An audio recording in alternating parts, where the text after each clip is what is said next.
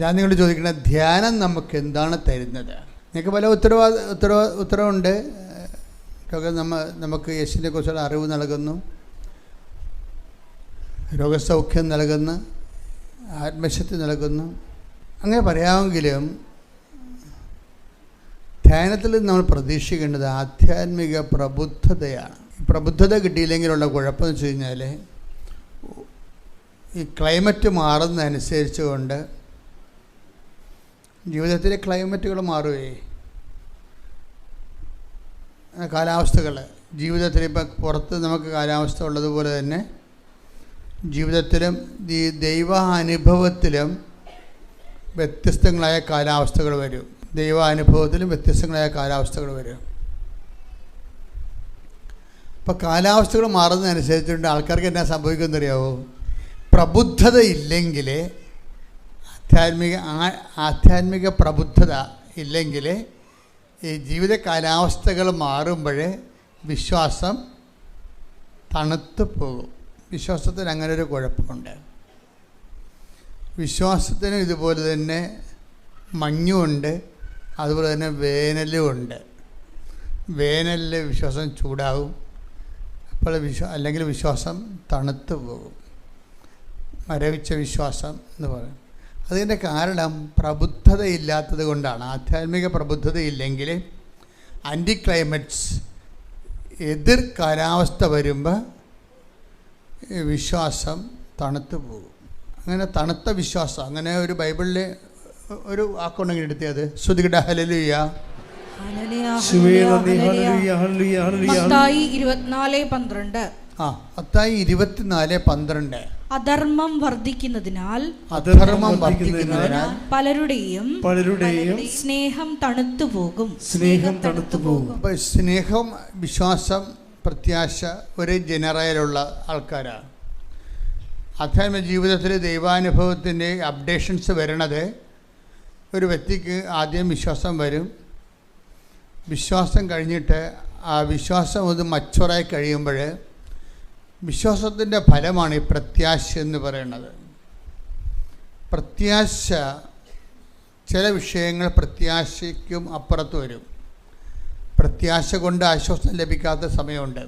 അതെന്ന് വെച്ചാൽ ഒരു മകൻ കപ്പലിൽ പോയി, പിന്നെ അവൻ എന്തൊക്കെ കാര്യങ്ങൾ ചെയ്തതിനിടയ്ക്ക് സമയത്ത് അവനെക്കുറിച്ച് പിന്നീട് ഭാര്യയ്ക്ക് ആ ഭർത്താവിനെക്കുറിച്ച് പിന്നീട് കമ്പനിക്കാർ ഒരു അറിവും പറയണില്ല. അപ്പം അങ്ങനെ ഒരു 10-20 കൊല്ലം മുമ്പ് അങ്ങനെ എനിക്കൊരു അനുഭവം ഉണ്ടായി. ഒരു ഭാര്യ വന്ന് സങ്കടത്തോടെ പറയും, ഭർത്താവിനെ കപ്പലിൽ നിന്ന് മിസ്സായെന്ന് അവർ പറയുന്നു,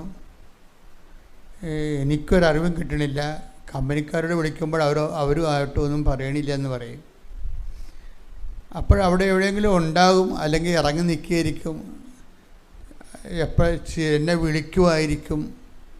അപ്പം ഞാനങ്ങനെ വെയിറ്റ് ചെയ്ത് ഇപ്പം 10-51 ദിവസമായിട്ടും കപ്പൽ കരയിൽ വന്നിട്ടും ഇപ്പോഴും ഒരറിവില്ല എന്ന് പറയും. അപ്പോൾ പ്രത്യാശയും പോയി. ഞാൻ അദ്ദേഹത്തിൻ്റെ അടക്കത്തിന് പോയായിരുന്നു. ആദ്യമായിട്ട് അങ്ങനെ ഒരു അടക്കം ചെയ്യണത്. എന്താ നമുക്ക് കൈ കിട്ടിയിരിക്കുന്നത്? ഒരു കുട്ടിക്കൂറ പൗഡറിൻ്റെ അത്രയുള്ള അതിൻ്റെ അടപ്പില്ലേ, അടപ്പിൻ്റെ അകത്ത് കൊള്ളാവുന്ന ചാരമാണ് നമുക്ക് കിട്ടുന്നത്. അത്രേ ഉള്ളൂ. അവരത് ക്രിമേറ്റ് ചെയ്തിട്ട് ചാരം നമുക്ക് അയച്ചു തരും. എന്നിട്ട് ആ ചാരം എടുത്തിട്ടാണ് നമ്മൾ ഈ സ്റ്റോൾ വിട്ട് 10,000 ആൾക്കാരോട് ഞങ്ങൾ അടക്കാൻ പോയത്. അപ്പോഴാ വൈഫ്, പക്ഷേ ഞാനോർത്ത് ഇവർ തകർന്ന് തരിപ്പ്. കാരണം 3 കുഞ്ഞുങ്ങളാണ് ഉള്ളത്. അവർ കഴിഞ്ഞ മാസം ഇവിടെ വന്നിട്ടുണ്ടായിരുന്നു, എത്രയോ വർഷങ്ങൾക്ക് ശേഷം.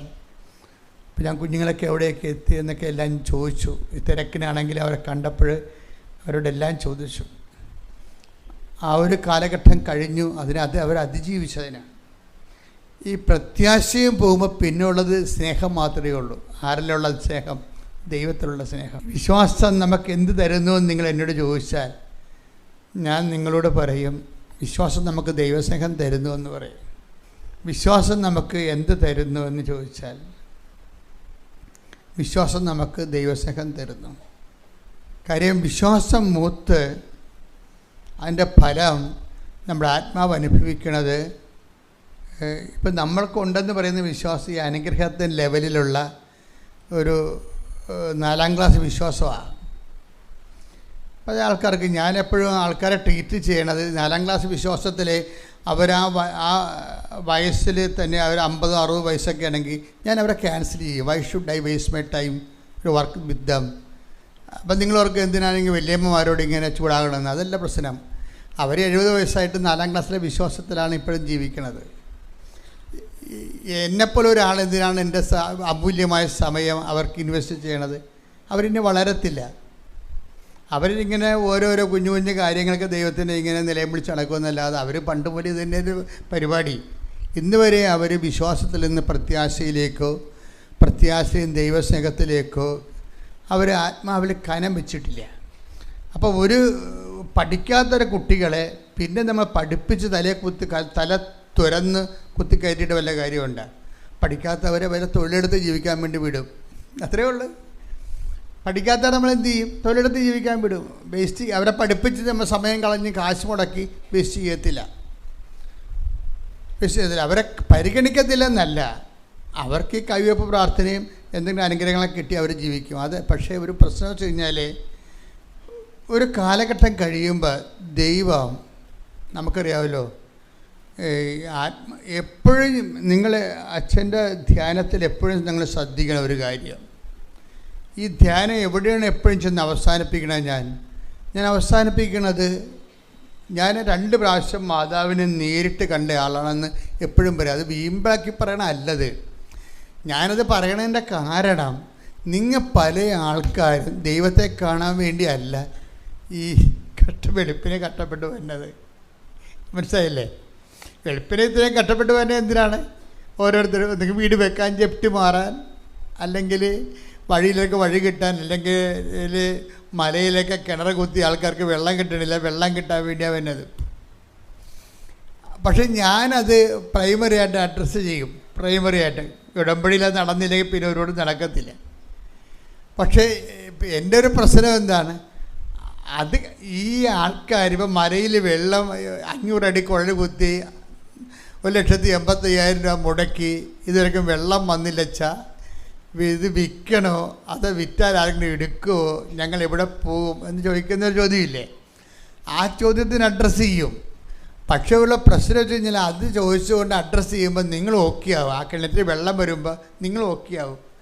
നിങ്ങൾ സാക്ഷ്യവും പറയും, യേശുവ സ്വസ്ത്രം, യേശുവ നന്ദി, വിൽക്കാൻ പോകരുത്, 2 പെമ്മക്കളായിരുന്നു, കുടികഴിഞ്ഞ് പോകുന്നു വിചാരിച്ച്, അല്ല മാതാവ് ഞങ്ങൾ അവിടെ തന്നെ പിടിച്ച് നിർത്തി, അതിനകത്ത് വെള്ളം വന്നിട്ടുണ്ട്, ഇനി അവിടെ ജീവിക്കാൻ പോവുകയാണ്, യേശുവ സ്വസ്ത്രം, യേശുവ നന്ദി നിങ്ങൾ പറയും.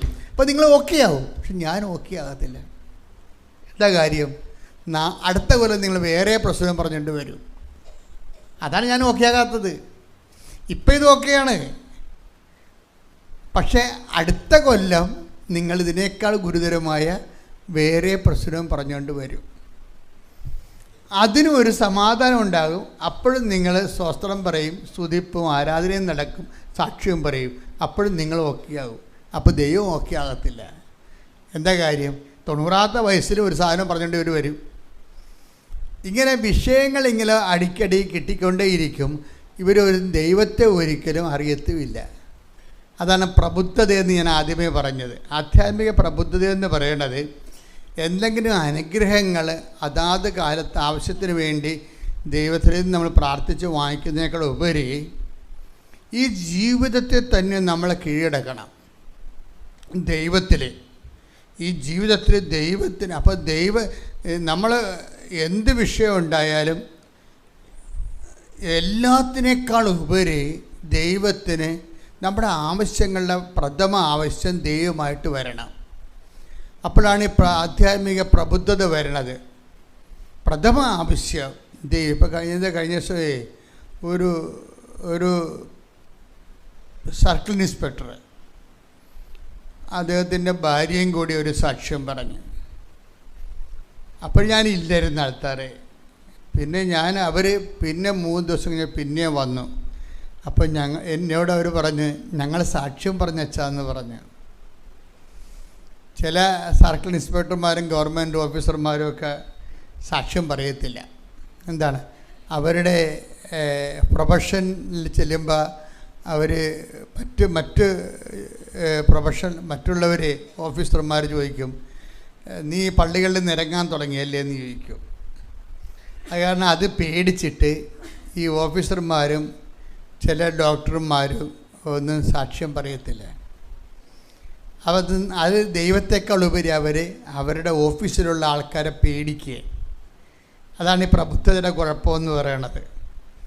ദൈവത്തെക്കാൾ ഉപരി ഓഫീസിലുള്ളവരെന്ത് പറയും, മറ്റുള്ളവരെന്ത് പറയും. അതിൻ്റെ ഏറ്റവും ഗതികേട് വരുന്നത്, ഒരിക്കൽ എനിക്കറിയാവുന്ന രണ്ട് പേര് അപ്പോൾ നിങ്ങൾക്ക് എല്ലാവരെയും എനിക്ക് അറിയത്തില്ലല്ല. അപ്പോൾ എനിക്കറിയാവുന്ന പറയുമ്പോൾ ഒന്നെങ്കിൽ എൻ്റെ ഇടവകയുള്ള ആൾക്കാരായിരിക്കും, അല്ലെങ്കിൽ വർഷങ്ങളായിട്ട് ഇവിടെ പ്രാർത്ഥിക്കാൻ വന്ന് പല പ്രാവശ്യം കൗൺസിലിങ്ങിന് വന്നിട്ട് പേര് ഊരുമൊക്കെ ചില ആളുടെയൊക്കെ അറിയാൻ പറ്റും. പക്ഷേ ഇടവക്കാരാണെങ്കിൽ കൃത്യമായിട്ട് അറിയാൻ പറ്റും. അപ്പോൾ ഒരുത്തിയുടെ കല്യാണം ഇങ്ങനെ നടക്കാതെ കുറേ വർഷങ്ങളായിട്ട്. പക്ഷേ അവളും ബ്യൂട്ടിഫുൾ ആൾ, അത്യാവശ്യം ജീവിക്കാനുള്ള മാർഗമുണ്ട്. പക്ഷെ കല്യാണം നടക്കണില്ല. കല്യാണം നടക്കാതെ വന്നപ്പോൾ അവർ വന്ന് ഉടമ്പടി എടുത്ത്. ഇപ്പോൾ ഉടമ്പടി തുടങ്ങി വരുന്നതേ ഉള്ളൂ, 2017 എന്തോ ആണ് ഉടമ്പടി എടുത്ത് കഴിഞ്ഞ് ഒരു 6 മാസം കഴിഞ്ഞപ്പോൾ തന്നെ ഇവിടെ കല്യാണം നടന്നത്. പിന്നെ അവരിവിടെ കണ്ടിട്ടില്ല, അവിടെ മുഖം കണ്ടിട്ടില്ല. ഇവിടെ ഒരു ദിവസം ജനങ്ങളുടെ കൂട്ടത്തിൽ വെച്ച് ഞാൻ ഒരിക്കൽ ഇവരറിയാമല്ലോ, ഞാൻ ഈ ചേച്ചിയെ കണ്ടു, ചേച്ചിയുടെ മോളുടെ കല്യാണം വരുന്നത്. ഞാൻ ചേച്ചി കല്യാണമൊക്കെ നടന്നല്ലേ, എന്താണ് സാക്ഷിയൊക്കെ പറയാറുന്നതെന്ന് ചോദിച്ചു. പറയണം വെച്ചാന്ന് പറഞ്ഞ് അവർ ന്യൂട്രായിട്ട് എൻ്റെ ഇടയ്ക്ക് നിന്ന് രക്ഷപ്പെട്ടതാണ്. അവർ പറയാൻ ഉദ്ദേശിക്കുന്നില്ലായിരുന്നു. കഴിഞ്ഞ ദിവസം എന്നിട്ട് എന്താ പ്രശ്നം വെച്ച് കഴിഞ്ഞാൽ അവരെന്താ കാര്യം കണ്ടു കഴിയുമ്പോൾ ഇവരുടെ യഥാർത്ഥ ഫേസാണ് പിന്നെ വരണത്. ഇപ്പം നിങ്ങൾ കാണിക്കുന്ന ഫേസല്ലേ, ഇപ്പം ചുമ്മാ കള്ളത്തരമാണ് കാണിക്കണേ. നിങ്ങൾക്ക് കാര്യം കണ്ടു കഴിയുമ്പോൾ നിങ്ങളുടെ യഥാർത്ഥ രൂപം കാണും. പക്ഷെ ദൈവത്തിനത് നേരത്തെ അറിയാം. അതാണ് ഈ കുഴപ്പം വരണത്. പിന്നെ ഞങ്ങളെപ്പോലുള്ളവരുടെ മധ്യസ്ഥ പ്രാർത്ഥന കൊണ്ട് നിങ്ങൾ രക്ഷപ്പെടണതാണ്. നിങ്ങൾ കാര്യം കണ്ടു കഴിയുമ്പോൾ നിങ്ങളുടെ യഥാർത്ഥ മുഖം വരും. എന്താണ്? അയ്യോ, ഇപ്പോൾ സാക്ഷ്യം പറഞ്ഞു കഴിഞ്ഞാൽ ചെറുക്കൻ്റെ വീട്ടുകാരറിയത്തില്ലയോ, ഇങ്ങനെ കല്യാണം കഴിക്കാതെ നിൽക്കരുതെന്ന് അറിയത്തില്ലേ? പറഞ്ഞു കഴിഞ്ഞാൽ എന്താ പ്രശ്നം? അത് ഇവർക്ക് കുറച്ചിലാണ്. ദൈവത്തെ അവരുടെ പ്രയാസമയത്ത് അവർ പട്ടാങ്ങി വീണ് ഇവിടെ കിടന്ന് ഇവിടെ മറപ്പ് നടക്കിയിരുന്നു. പക്ഷേ കാര്യം കണ്ടു കഴിയുമ്പോൾ യഥാർത്ഥ ഫേസ് വരും. പുറത്ത് വരുമ്പോൾ പറയൂ, ഇപ്പം നമ്മൾ അറിഞ്ഞ് ഞങ്ങളാണ്ട് നിങ്ങൾക്കറിയാവില്ലേ, ഈ പല കല്യാണത്തിൻ്റെ അകത്ത് നിങ്ങൾക്ക് ഇല്ലാത്തതൊക്കെയാണ് നിങ്ങളുടെ പറയണത്. പല ഇടവക്കാരുമൊക്കെ വന്ന് എൻ്റെ ഇടവകയിലൊക്കെ വന്ന് വാടകയ്ക്ക് താമസിച്ചിട്ട് എൻ്റെ അടുത്ത് കല്യാണത്തിന് വരുമ്പോൾ മകളുടെ കല്യാണമെന്നൊക്കെ പറഞ്ഞ് വരും. ഞാൻ പറഞ്ഞ് നിങ്ങളുടെ പഴയ ചിട്ട കൊണ്ടുവരാൻ പറയും. കാരണം നിങ്ങളവിടെ വെട്ടിപ്പായി നടത്തിയിട്ട് പഴയ ഇടവകയിൽ നിന്ന് വന്ന് ഇവിടെ താമസിക്കുകയാണോ? എനിക്കാണെങ്കിൽ നേരിട്ട് നോക്കി സംസാരിക്കേണ്ട പരിപാടിയാണ് ഉള്ളത്. നിങ്ങൾ പഴയ ഇടവക വല്ല വെട്ടിപ്പോ നടത്തിയിട്ട് നിങ്ങളിവിടെ വന്ന് ഇപ്പോൾ തൽക്കാലം താമസിച്ചിട്ട് ഞങ്ങളുടെ കണ്ണിൽ പൊടിയിട്ടിട്ട് നിങ്ങൾ കല്യാണം നടത്തിയിട്ട് പിന്നെ തിരിച്ചു പോകാൻ വേണ്ടിയുള്ള പരിപാടി വല്ലതുമാണ്. അതുകൊണ്ട് നിങ്ങൾ ഈ ഇടവക എടുക്കേണ്ട പ്രശ്നമൊന്നും ഇല്ലെന്ന് പറയും. കാര്യം അങ്ങനെ പോയി ഇടവക എടുക്കാൻ നമുക്ക് അനുവാദമില്ല. കോസി ഡോമിസൽ എന്ന് പറയും. ഇവർ വാടകക്കാരല്ലേ, താൽക്കാലിക ആൾക്കാരാണ് ഇവിടെ വരും. അപ്പോൾ ഇങ്ങനെ താൽക്കാലിക ആൾക്കാർ കല്യാണത്തിന് വരുമ്പോൾ അതിൻ്റെ അർത്ഥം എന്തോ തരികടയാണെന്നുള്ളത് എല്ലാ വികാരിയച്ഛന്മാർക്കും അറിയാം. ഒരിക്കലും അച്ഛന്മാർ പൊട്ടന്മാരാണെന്ന് വിചാരിക്കരുത്. നിങ്ങളോടത് അവർക്ക് മാന്യന്മാരായതുകൊണ്ട് നിങ്ങളുടെ തട്ടിപ്പ് അവർ നിങ്ങളോട് പറയത്തില്ല. എനിക്കത്ര വലിയ മാന്യത ഇല്ലാത്തതുകൊണ്ട് ഞാനുള്ളത് മുഖത്ത് നോക്കി പറയും. അതാണ് വിഷയം. പറയാൻ വിഷയമൊന്നുമില്ല. ഇത് കറക്റ്റായിരിക്കും കാര്യം. അത് പോട്ടെ, അത് വിഷയമല്ല. ഇത് നമ്മുടെ ഡബിൾ ഫേസ് ഉണ്ട് ആൾക്കാർക്ക്. Double face. ഈ ഡബിൾ ഫേസൊക്കെ നിങ്ങളിപ്പോൾ മനുഷ്യന്മാരുടെ ഇടയിൽ പ്രശ്നമില്ല. ദൈവതിരുസന്നിധി ഡബിൾ ഫേസ് ഉണ്ടെങ്കിൽ നിങ്ങളുടെ പല കാര്യങ്ങളും നല്ല പെൻഡിങ് വരും. പ്രൈവറ്റ് ലൈഫ് ഒരു രീതിയിൽ പോകും, ദൈവമായിട്ടുള്ള ജീവിതം ആ പ്രാർത്ഥനയും കാര്യമായിട്ട് മുന്നോട്ട് പോകും. ഇത് ടാലി ആകാത്ത കാരണം ഉടമ്പടി ബ്ലോക്ക് ചെയ്ത് നിൽക്കും. ഉടമ്പടി കുഴപ്പമല്ലത്, നിങ്ങൾ ഡബിൾ ഫേസ് കാണിച്ചിട്ടാണ്. നിങ്ങൾ ദൈവത്തിന് അറിയാം. ഇപ്പം ഞാൻ കഴിഞ്ഞ ദിവസം പറഞ്ഞു എന്ന് തോന്നുന്നത്, ഞാൻ ഫിലാഡൽഫിയ പോയി ധ്യാനിപ്പിച്ചപ്പോൾ ആ ധ്യാനം കഴിഞ്ഞപ്പോൾ ഒരു പാലക്കാരൻ ജോർജ് അച്ഛൻ്റെ പള്ളിയിലാണ് ധ്യാനിപ്പിക്കുന്നത്. അവിടെ ലാറ്റിനിൽ ഒരു അച്ഛൻ വന്നിട്ടുണ്ടായിരുന്നു, നമ്മുടെ ട്രിവാൻഡ്രം രൂപതയെന്ന്. ആ അച്ഛൻ എന്നോട് പറഞ്ഞു, അച്ഛാ എന്ത് നല്ല ധ്യാനമാണ് ഈ ഉടമ്പടി. ചിക്കാഗോയിൽ നിന്ന് അച്ഛൻ വന്നിട്ടുണ്ടായിരുന്നു. എന്തൊരു നല്ല ധ്യാനമാണിത്. ഞങ്ങളുടെ അപ്പം ചിക്കാഗോയിൽ ഞാൻ ധ്യാനം നടത്തിയിട്ടാണ് ഫിലാഡൽഫിയയിൽ വന്നത്. ഫിലാഡൽഫിയയിൽ അച്ഛൻ വന്ന് സഹായിച്ച്. അപ്പം അച്ഛൻ പറഞ്ഞ് ധ്യാനം കഴിഞ്ഞപ്പോൾ അച്ഛൻ പറഞ്ഞു, അച്ഛാ എന്ത് 2 ധ്യാനം കഴിഞ്ഞപ്പോഴായിരുന്നു പറഞ്ഞ്, എന്തൊരു നല്ല തങ്കപ്പെട്ട ധ്യാനമായത്, എന്തൊരു അഭിഷേകമാണ് ആൾക്കാർക്ക്, എന്തൊരു മാറ്റമാണ്. പിന്നെ എൻ്റെ ഫോളോ അപ്പ് ഇതിൻ്റെ കൂടെ തന്നെ ഉണ്ടല്ലോ. അപ്പം ഞാൻ അച്ഛാ ചിന്തിച്ചത്, പുള്ളിക്കാരൻ പറയും, ഞാൻ ചിന്തിച്ചത് ദൈവമേ 10 സായിപ്പന്മാരാണ് ധ്യാനം കൂടി വെച്ചെങ്കിൽ ഉടമ്പടി ലക്ഷണം മാറിപ്പോയേനോ എന്ന്. ഞാൻ എപ്പോഴും ഓർക്കും, ദൈവമേ 10 സായിപ്പ്, അങ്ങനെ അച്ഛൻ പറഞ്ഞതാണ് എന്നോട്, ദൈവമേ 10 സായിപ്പന്മാരെ വെള്ളക്കാരാണ് ഈ ധ്യാനം കൂടിയിരുന്നെങ്കിൽ, വെള്ളക്കാർ കൂടത്തില്ല, പക്ഷെ കൂടിപ്പോയാൽ പിന്നെ അതിൽ നിന്ന് മാറത്തില്ല അവർ. അതാ വിഷയം. അതാ അങ്ങനെ പറയണത്. 10 വെള്ളക്കാരാണ് ഈ ധ്യാനം കൂടിയിരുന്നെങ്കിൽ ഇപ്പോൾ വിവരം പറഞ്ഞേനോ. എന്താ കാര്യം? ഉടമ്പടി പെർഫെക്റ്റ് ഫോർമുലയാണ്. ഉടമ്പടി പക്ക ബിബ്ലിക്കലാണ്. ഉടമ്പടിയിൽ പിതാവും പുത്രനും പരിശുദ്ധാത്മാവും മാതാവിൻ്റെ മധ്യസ്ഥം കൗദാശിക ജീവിതവും സുവിശേഷ സാക്ഷ്യവും ഉപവിപ്രവർത്തനങ്ങളും നിത്യത വരെയുള്ള എല്ലാ ആഹാരങ്ങളും കോമ്പാക്റ്റാണിത്.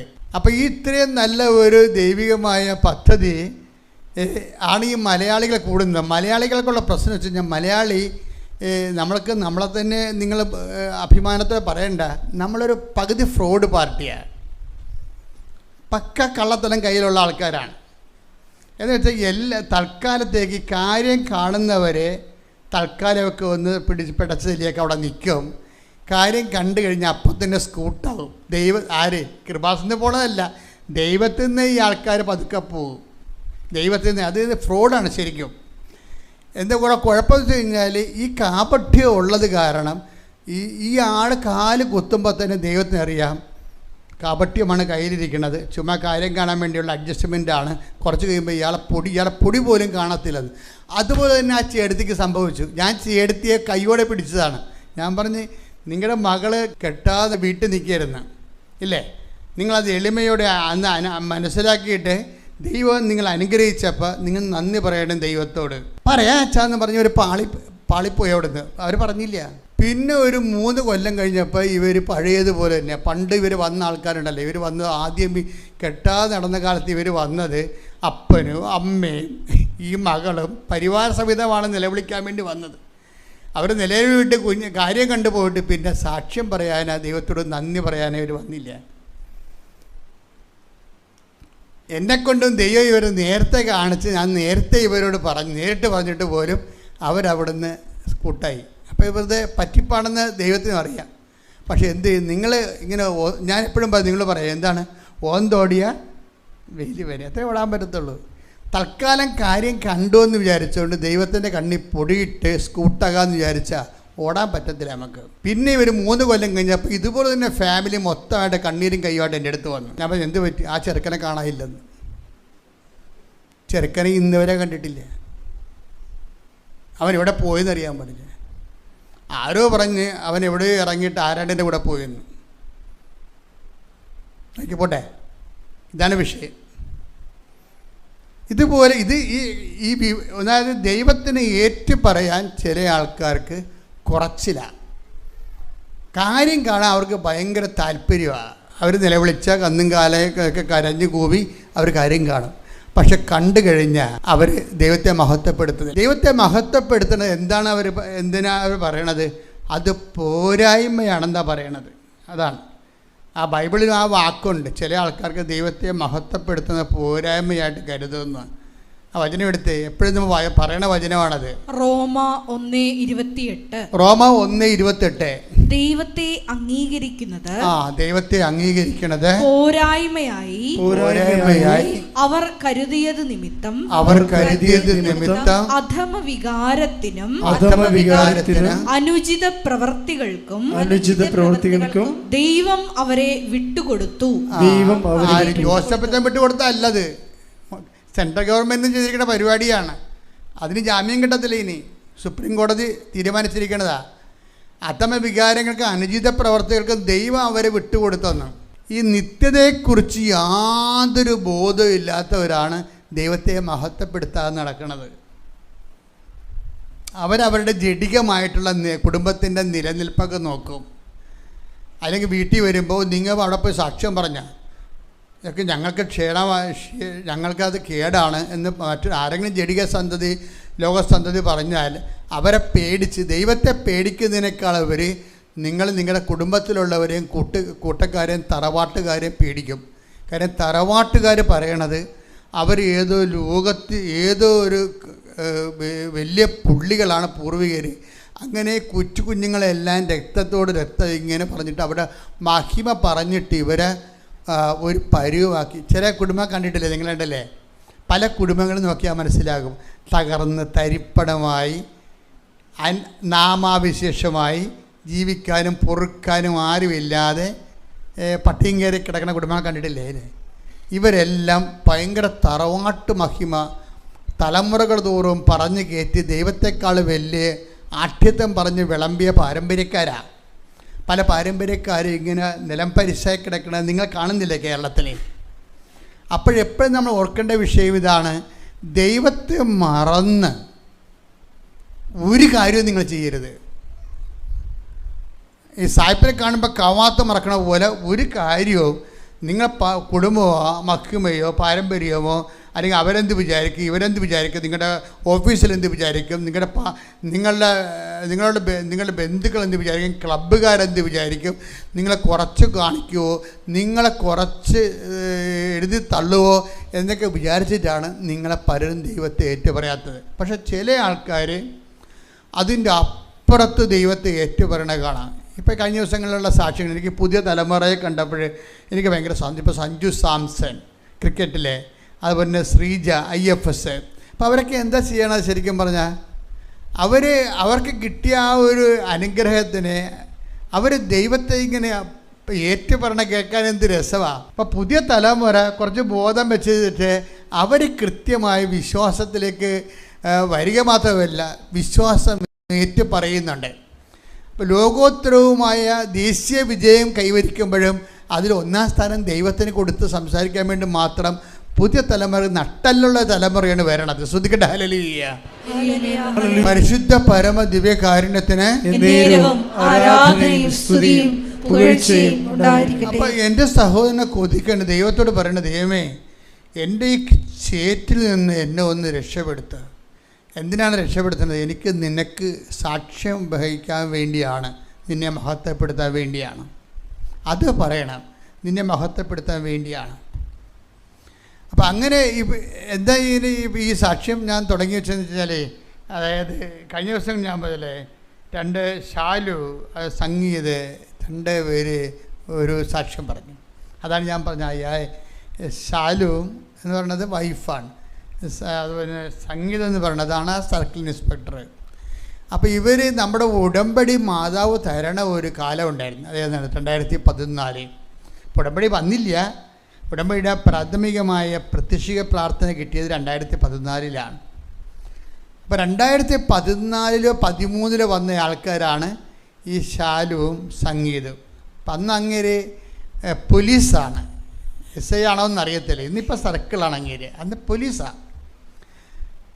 ഷാലു അദ്ദേഹത്തിൻ്റെ വൈഫ്. അപ്പോൾ അവർ വന്നത് കാര്യം അവർ 2012 മുതലൊക്കെ വരണമെന്ന് തോന്നണം.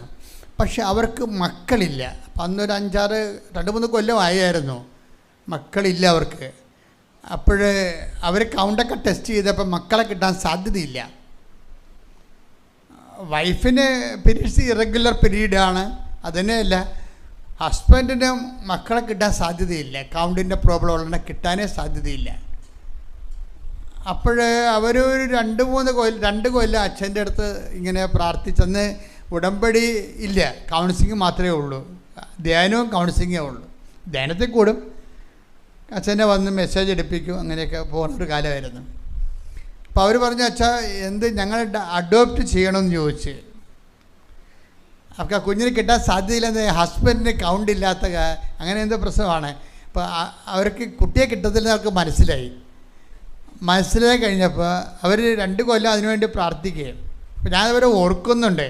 കാര്യം ഓർക്കാൻ കാരണം ഇവരുടെ എവിടെ പോയപ്പോൾ അവർ പള്ളിയിൽ എന്നെ കാണാൻ വന്നപ്പോൾ രാത്രി ഞാൻ ഇവിടെ വീട്ടിൽ പോയിട്ടുണ്ട്. അങ്ങനെ എൻ്റെ ഓർമ്മയിലുണ്ട് അവർ. അപ്പോൾ ധ്യാനിപ്പിക്കാൻ വന്നപ്പോൾ നമ്മൾ ഓരോ ഇടവകയിലൊക്കെ അന്ന് ധ്യാനിപ്പിച്ച് നടക്കും. ഞാനിപ്പോൾ ഇടവകയിലൊക്കെ ധ്യാനിപ്പിച്ച് നടക്കുന്ന കാലമാണ്. അപ്പോൾ അവരുടെ എവിടെയോ ഇടവകയിൽ ധ്യാനിപ്പിക്കാൻ ചെന്നപ്പോൾ ഇവരെന്നെ കാണാൻ വന്നപ്പോൾ ഞാൻ രാത്രിയാണെങ്കിൽ ശരി ഇവരുടെ കൂടെ പോയി അവരുടെ വീട്ടിലൊക്കെ പോയി പ്രാർത്ഥിച്ച് പോന്നു. അപ്പോൾ അതുകൊണ്ട് ഇവർ ഓർക്കുന്നുണ്ട് ഞാൻ. അപ്പോൾ ഇവർ എന്നോടൊരു ദിവസം ചോദിച്ചു, ഞങ്ങളിനി കുട്ടികളെ കിട്ടത്തില്ലല്ലോ അച്ചോ, അപ്പോൾ ഇനി ഞങ്ങൾ അഡോപ്ഷനിലേക്ക് പോകട്ടെ എന്ന് ചോദിച്ചു. അപ്പം ഞാൻ പറഞ്ഞു വെയിറ്റ് എന്ന് പറഞ്ഞ് വെയിറ്റ് എന്ന് പറഞ്ഞാൽ എന്താണ് ചോദിച്ചിട്ട് പറയാം. ആരോട്? ഈ വിഷയത്തിൽ ഈശോയ്ക്ക് തീരുമാനം ഉണ്ടാവുമല്ലോ. അപ്പോൾ ഞാനത് പിന്നെ വന്ന് ഈശോയോട് പ്രാർത്ഥിച്ചിട്ട് ചാർട്ടിങ് മെസ്സേജ് എടുത്ത്, കാര്യം 3 കൊല്ലമായിട്ട് നടക്കണമല്ലേ, അപ്പോൾ അവർക്ക് ഇനി ഒരു തീരുമാനം എടുത്ത് കൊടുക്കണം നമ്മൾ. ആ ഉടമ്പടി നിങ്ങൾ എന്നോട് സന്ദേശം ചോദിക്കുമ്പോൾ ഞാൻ ഉടനെ നോക്കണം എന്താണ് ഉടമ്പടിയുടെ മച്യൂരിറ്റി നോക്കും. അല്ല നിങ്ങളിപ്പോൾ ഒന്ന് പുതുക്കിച്ച് വന്നിട്ട് സന്ദേശം വേണമെന്ന് പറഞ്ഞാൽ ഞാൻ എടുക്കത്തില്ല. കാര്യം എന്താണ്, നിങ്ങളിവിടെ ഉടമ്പടി വന്നതല്ലേ ഉള്ളൂ. ഉടമ്പടിയെക്കുറിച്ച് പഠിക്കണമെങ്കിൽ തന്നെ ഉടമ്പടി 1-2 പുതുക്കേണ്ടി വരും. 1-2 പുതുക്കി അത്രയും ധ്യാനങ്ങൾ പുതുക്കിയിട്ടും കാര്യമില്ല. അത്രയും കാലത്തെ ധ്യാനങ്ങൾ കൃത്യമായിട്ട് കൂടണം. അത്രയും കാലത്തെ വചനങ്ങൾ വായിക്കണം. ഇതൊന്നും ചെയ്യാതെ വചനവും വായിക്കത്തില്ല, ധ്യാനവും കൂടത്തില്ല. ഒന്ന് പുതുക്കിച്ച് സന്ദേശം ചോദിച്ചാൽ ഇവരോട് ദൈവം സംസാരിക്കത്തില്ല. അതെനിക്കറിയാവുന്ന കാരണം ഞാൻ സമയം വേസ്റ്റ് ചെയ്യത്തില്ല. കാരണം നമ്മൾ 1-2-3 പുതുക്കണേ എന്തിനാണ്? നിങ്ങൾ അതിൻ്റെ ഉള്ളിൽ ഉടമ്പടിയുടെ കമ്പൽസറി ആയിട്ടുള്ള സംഭവമാണ് ഉടമ്പടി ധ്യാനം. ഉടമ്പടി ധ്യാനത്തിലൂടെയാണ് ഈശോ സംസാരിക്കുന്നത്, അപ്ഡേഷൻസ് വരണത്. അതും പിന്നീട് നിങ്ങൾ ദിവസവും വായിക്കുന്ന ധ്യാനങ്ങൾ, വചനങ്ങൾ, പിന്നെ നിങ്ങൾ ചെയ്യുന്ന ഉപവിപ്രവർത്തനങ്ങൾ, സുവിശേഷ വേലകൾ, ഇതൊക്കെ ചെയ്തു വരുമ്പോൾ ദൈവമായിട്ട് നല്ലൊരു പരുവം വരും. ദൈവമാണെങ്കിൽ ലോക പിശുക്കാണ്, ഒരുമാതിരിപ്പെട്ട മനുഷ്യനോട് ഓപ്പൺ ചെയ്യത്തില്ല. അതാണ് വിഷയം. കർത്താവ് മിണ്ടിയില്ലെന്നൊക്കെ പറയത്തില്ലേ, അതുപോലുള്ള സിറ്റുവേഷനാണ്, മിണ്ടത്തില്ല. അപ്പോൾ അതുകൊണ്ട് തന്നെ ഈ വെറുതെ മെസ്സേജ് എടുക്കാൻ പറ്റത്തില്ല. ഇവർ 3 കൊല്ലമായപ്പോൾ എനിക്കൊരു ബാധ്യതയുണ്ട്, ദൈവത്തിനൊരു ബാധ്യതയുണ്ട്. എനിക്ക് മാത്രമല്ലല്ല ബാധ്യത. 3 കൊല്ലം കർത്താവിൽ നിന്ന് വിളിച്ച് ഒരു കാര്യത്തിൽ നടക്കുന്ന ദൈവത്തിനും ബാധ്യതയില്ലേ? അപ്പോൾ ഇവർ സത്യസന്ധമായിട്ട് വിശ്വസ്തമായിട്ട് ജീവിക്കുന്ന ആൾക്കാരാണ്. അപ്പോൾ അവരെന്നോട് ചോദിക്കണം, ഞങ്ങൾ അഡോപ്ഷനിലേക്ക് പോട്ടെ, ദത്തെടുക്കട്ടെ എന്നാണ് ചോദിക്കണത്. ദത്തെടുക്കണമെങ്കിൽ ഒരു പ്രായമുണ്ടല്ലോ. ഇവിടെ 2 പേരുടെയും വയസ്സ് കൂട്ടിയിട്ട് എന്താ 90 താഴെ എന്തൊക്കെ വരണം. അപ്പോൾ അങ്ങനെ വരുമ്പോൾ അങ്ങനെ ആ പ്രായം കഴിഞ്ഞാൽ പിന്നീട് ദത്തെടുക്കാനും പറ്റത്തില്ല. ആസ്തികൾ കുറഞ്ഞാൽ ദത്തെടുക്കാൻ പറ്റത്തില്ല. അപ്പോൾ ഇപ്പോൾ ആസ്തികളുള്ള സമയത്ത് ദത്തെടുക്കുകയാണെങ്കിൽ നിയമപരമായിട്ട് ഗവൺമെൻറ് അനുവദിക്കും. അപ്പോൾ ഞങ്ങൾ ദത്തെടുക്കട്ടെ എന്ന് ചോദിച്ചു. അപ്പോൾ ഞാൻ പറഞ്ഞപ്പോൾ ചോദിച്ചിട്ട് പറയാമെന്ന് പറഞ്ഞു. അപ്പോൾ ചോദിച്ചിട്ട് പറയാമെന്ന് പറയുമ്പോൾ എനിക്കൊരു ആത്മവിശ്വാസമുണ്ട്. എന്താണ്? ഈ വിഷയത്തിൽ കർത്താവ് സംസാരിക്കും. കാര്യം അതിൻ്റെ ന്യായവും നീതിയൊക്കെ ഉണ്ട്. ഇപ്പം ഞാൻ കർത്താവിനോട് ചോദിച്ചിട്ട് ചാർട്ടി മെസ്സേജ് ഇട്ടിട്ട് അവരെ കൊണ്ട് അടയാളപ്പെടുത്തി എടുപ്പിച്ചു. അവരറിയാത്ത മെസ്സേജ് അവരെ കൊണ്ട് അടയാളപ്പെടുത്തി എടുപ്പിച്ചു. അപ്പോൾ ഷാർപ്പായിരിക്കും അത്. അപ്പോൾ ഞാൻ പറഞ്ഞ് അഡോപ്ഷൻ എടുക്കേണ്ടെന്ന് ഈശോ പറയണം, അഡോപ്ഷൻ എടുക്കരുത്, വെയിറ്റ് ചെയ്യാൻ പറയുന്നുണ്ടെന്ന് പറഞ്ഞു. അപ്പോൾ വെയിറ്റ് ചെയ്യാൻ, അഡോപ്ഷൻ എടുക്കരുത്, നിങ്ങളൊരു കാരണവശാലും ദത്തെടുക്കരുത്, പിന്നെ എന്ത് ചെയ്യണം? വെയിറ്റ് ചെയ്യാൻ പറയുന്നുണ്ടെന്ന് പറഞ്ഞു. അപ്പോൾ വെയിറ്റ് ചെയ്യണം. അപ്പോഴേ അവർക്ക് സ്വാഭാവികമായിട്ട് അവർക്ക് എന്നോട് ചോദിക്കാം, എത്ര കാലം വെയിറ്റ് ചെയ്യേണ്ടി വരുമെന്ന് ചോദിക്കാം. ആ ഒരു വിശ്വാസികളായതുകൊണ്ട് അവരത് വിഷയത്തിനാണ് പ്രാധാന്യം കൊടുത്തെങ്കിൽ അവർ ചോദിക്കും എത്ര കാലം വെയിറ്റ് ചെയ്യണമെന്ന്. ആ ഒരു വിഷയത്തിനല്ല പ്രാധാന്യം കൊടുത്തത്, ദൈവത്തിനായതുകൊണ്ട് എത്ര കാലം വെയിറ്റ് ചെയ്യണമെന്ന് എന്നോട് ചോദിച്ചില്ല. ഇപ്പം നമുക്ക് ഈ ആൾക്കാരുടെ വർത്തമാനങ്ങൾ നമുക്കറിയാമല്ലോ. നമ്മൾ ഈ പറഞ്ഞുകൊണ്ട് പ്രാർത്ഥിച്ചെടുക്കുമ്പോൾ തന്നെ നിങ്ങൾ പറയുന്ന ലാംഗ്വേജ് എല്ലാം സ്കാൻ ചെയ്ത് പോകുകയെ. അതുകൊണ്ട് അതെന്താ സംഭവിക്കണമെന്നൊക്കെ നമുക്കറിയാം. എന്ത് അരൂപിയാണ് ഇവർ നയിക്കപ്പെടുന്നത്, ഇവരുടെ അരൂപിയുടെ ലെവൽ എന്താണെന്ന് അറിയാൻ പറ്റും. ഈ അരൂപിയുടെ ലെവൽ മോശമാണെങ്കിൽ ചിലപ്പോൾ അപ്പം തന്നെ ആളെ ക്യാൻസൽ ചെയ്യും. കാര്യം ഇവരോട് നമുക്ക് സംസാരിച്ചിട്ട് കാര്യം, ഒരു ജന്മം പാഴാകുമെന്നല്ല സംസാരിക്കുക, കാര്യം അവരുടെ അരൂപി മോശമാണ്. അതുകൊണ്ട് ഇവർ ചോദിക്കണത് എന്താണ്? എത്ര കാലം ഞങ്ങൾ വെയിറ്റ് ചെയ്യണമെന്ന് ചോദിച്ചില്ല. എന്താ കാര്യം? കർത്താവാണ് സംസാരിക്കണമെന്ന് അവർക്കറിയാം. കർത്താവാണെങ്കിൽ എത്ര കാലം വെയിറ്റ് ചെയ്യാനും ഞങ്ങൾ തയ്യാറാണ്. അവർ കൊച്ചിനെയാണ് പ്രാധാന്യം കൊടുക്കണമെന്നുണ്ടെങ്കിൽ അവർ ചോദിക്കും എത്ര കാലം വെയിറ്റ് ചെയ്യണമെന്ന്. കാര്യം ഈശോയുടെ ഒരു ഡിസേൺമെൻ്റ് എന്ന് പറയണത് എപ്പോഴും ഈശോ നോക്കണത് വാട്ട് സ്പിരിറ്റ് ലീഡ്സ് യു. അത് ഉടമ്പടി ഞാൻ നിങ്ങളെ പഠിപ്പിച്ചിട്ടുള്ളൊരു സത്യമാണ്. അതെപ്പോഴും നിങ്ങൾ കരുതണം. വാട്ട് സ്പിരിറ്റ് ലീഡ്സ് യു, അതായത് ഇപ്പം അച്ഛനോട് സംസാരിക്കുമ്പോൾ നിങ്ങളുടെ മനസ്സിൽ ഉണ്ടാകണം ഇത് ഡിസൈൻ ചെയ്ത് പോവുകയാണ്, സ്പോട്ടിൽ ഡിസൈൻ ചെയ്ത് പോവുകയാണ്. എന്ത് അരൂപിയാണ് നിങ്ങളെ നയിക്കുന്നത്. ഭയങ്കര സീരിയസ് വിഷയമാണത്. എല്ലാ കാര്യവും പറയുമ്പോൾ നിങ്ങൾ എന്നോട് പറയുമ്പോൾ നിങ്ങൾ ആരാണെന്നുള്ള കാര്യം അത് നിങ്ങൾ എന്ത് പറയുന്നെന്നല്ല, നിങ്ങൾ ആരാണെന്നുള്ളതാണ് ഇവിടെ റിസൾട്ട് എടുക്കണത്. നിങ്ങളെന്ത് പറയണ കാര്യമല്ല പ്രശ്നം. നിങ്ങൾ പറയുന്ന ആ പറച്ചിലൂടെ തന്നെ നിങ്ങൾ ആരാണെന്നുള്ളത് ദൈവം ഉടനെ നിങ്ങൾ കമ്മ്യൂണിക്കബിൾ, ദൈവത്തിന് സംസാരിക്കാൻ പറ്റിയ ആളാണോ, ദൈവത്തിന് നിങ്ങൾക്ക് നിങ്ങളോട് കമ്മ്യൂണിക്കേറ്റ് ചെയ്യാൻ പറ്റിയ ആളാണോ എന്ന് നിങ്ങളുടെ വർത്തമാനത്തിൽ നിന്ന് തന്നെ പിടികിട്ടും. അതാണ് ഈ what spirit leads you. Take the word of God. ശ്രുതികട ഹല്ലേലൂയ.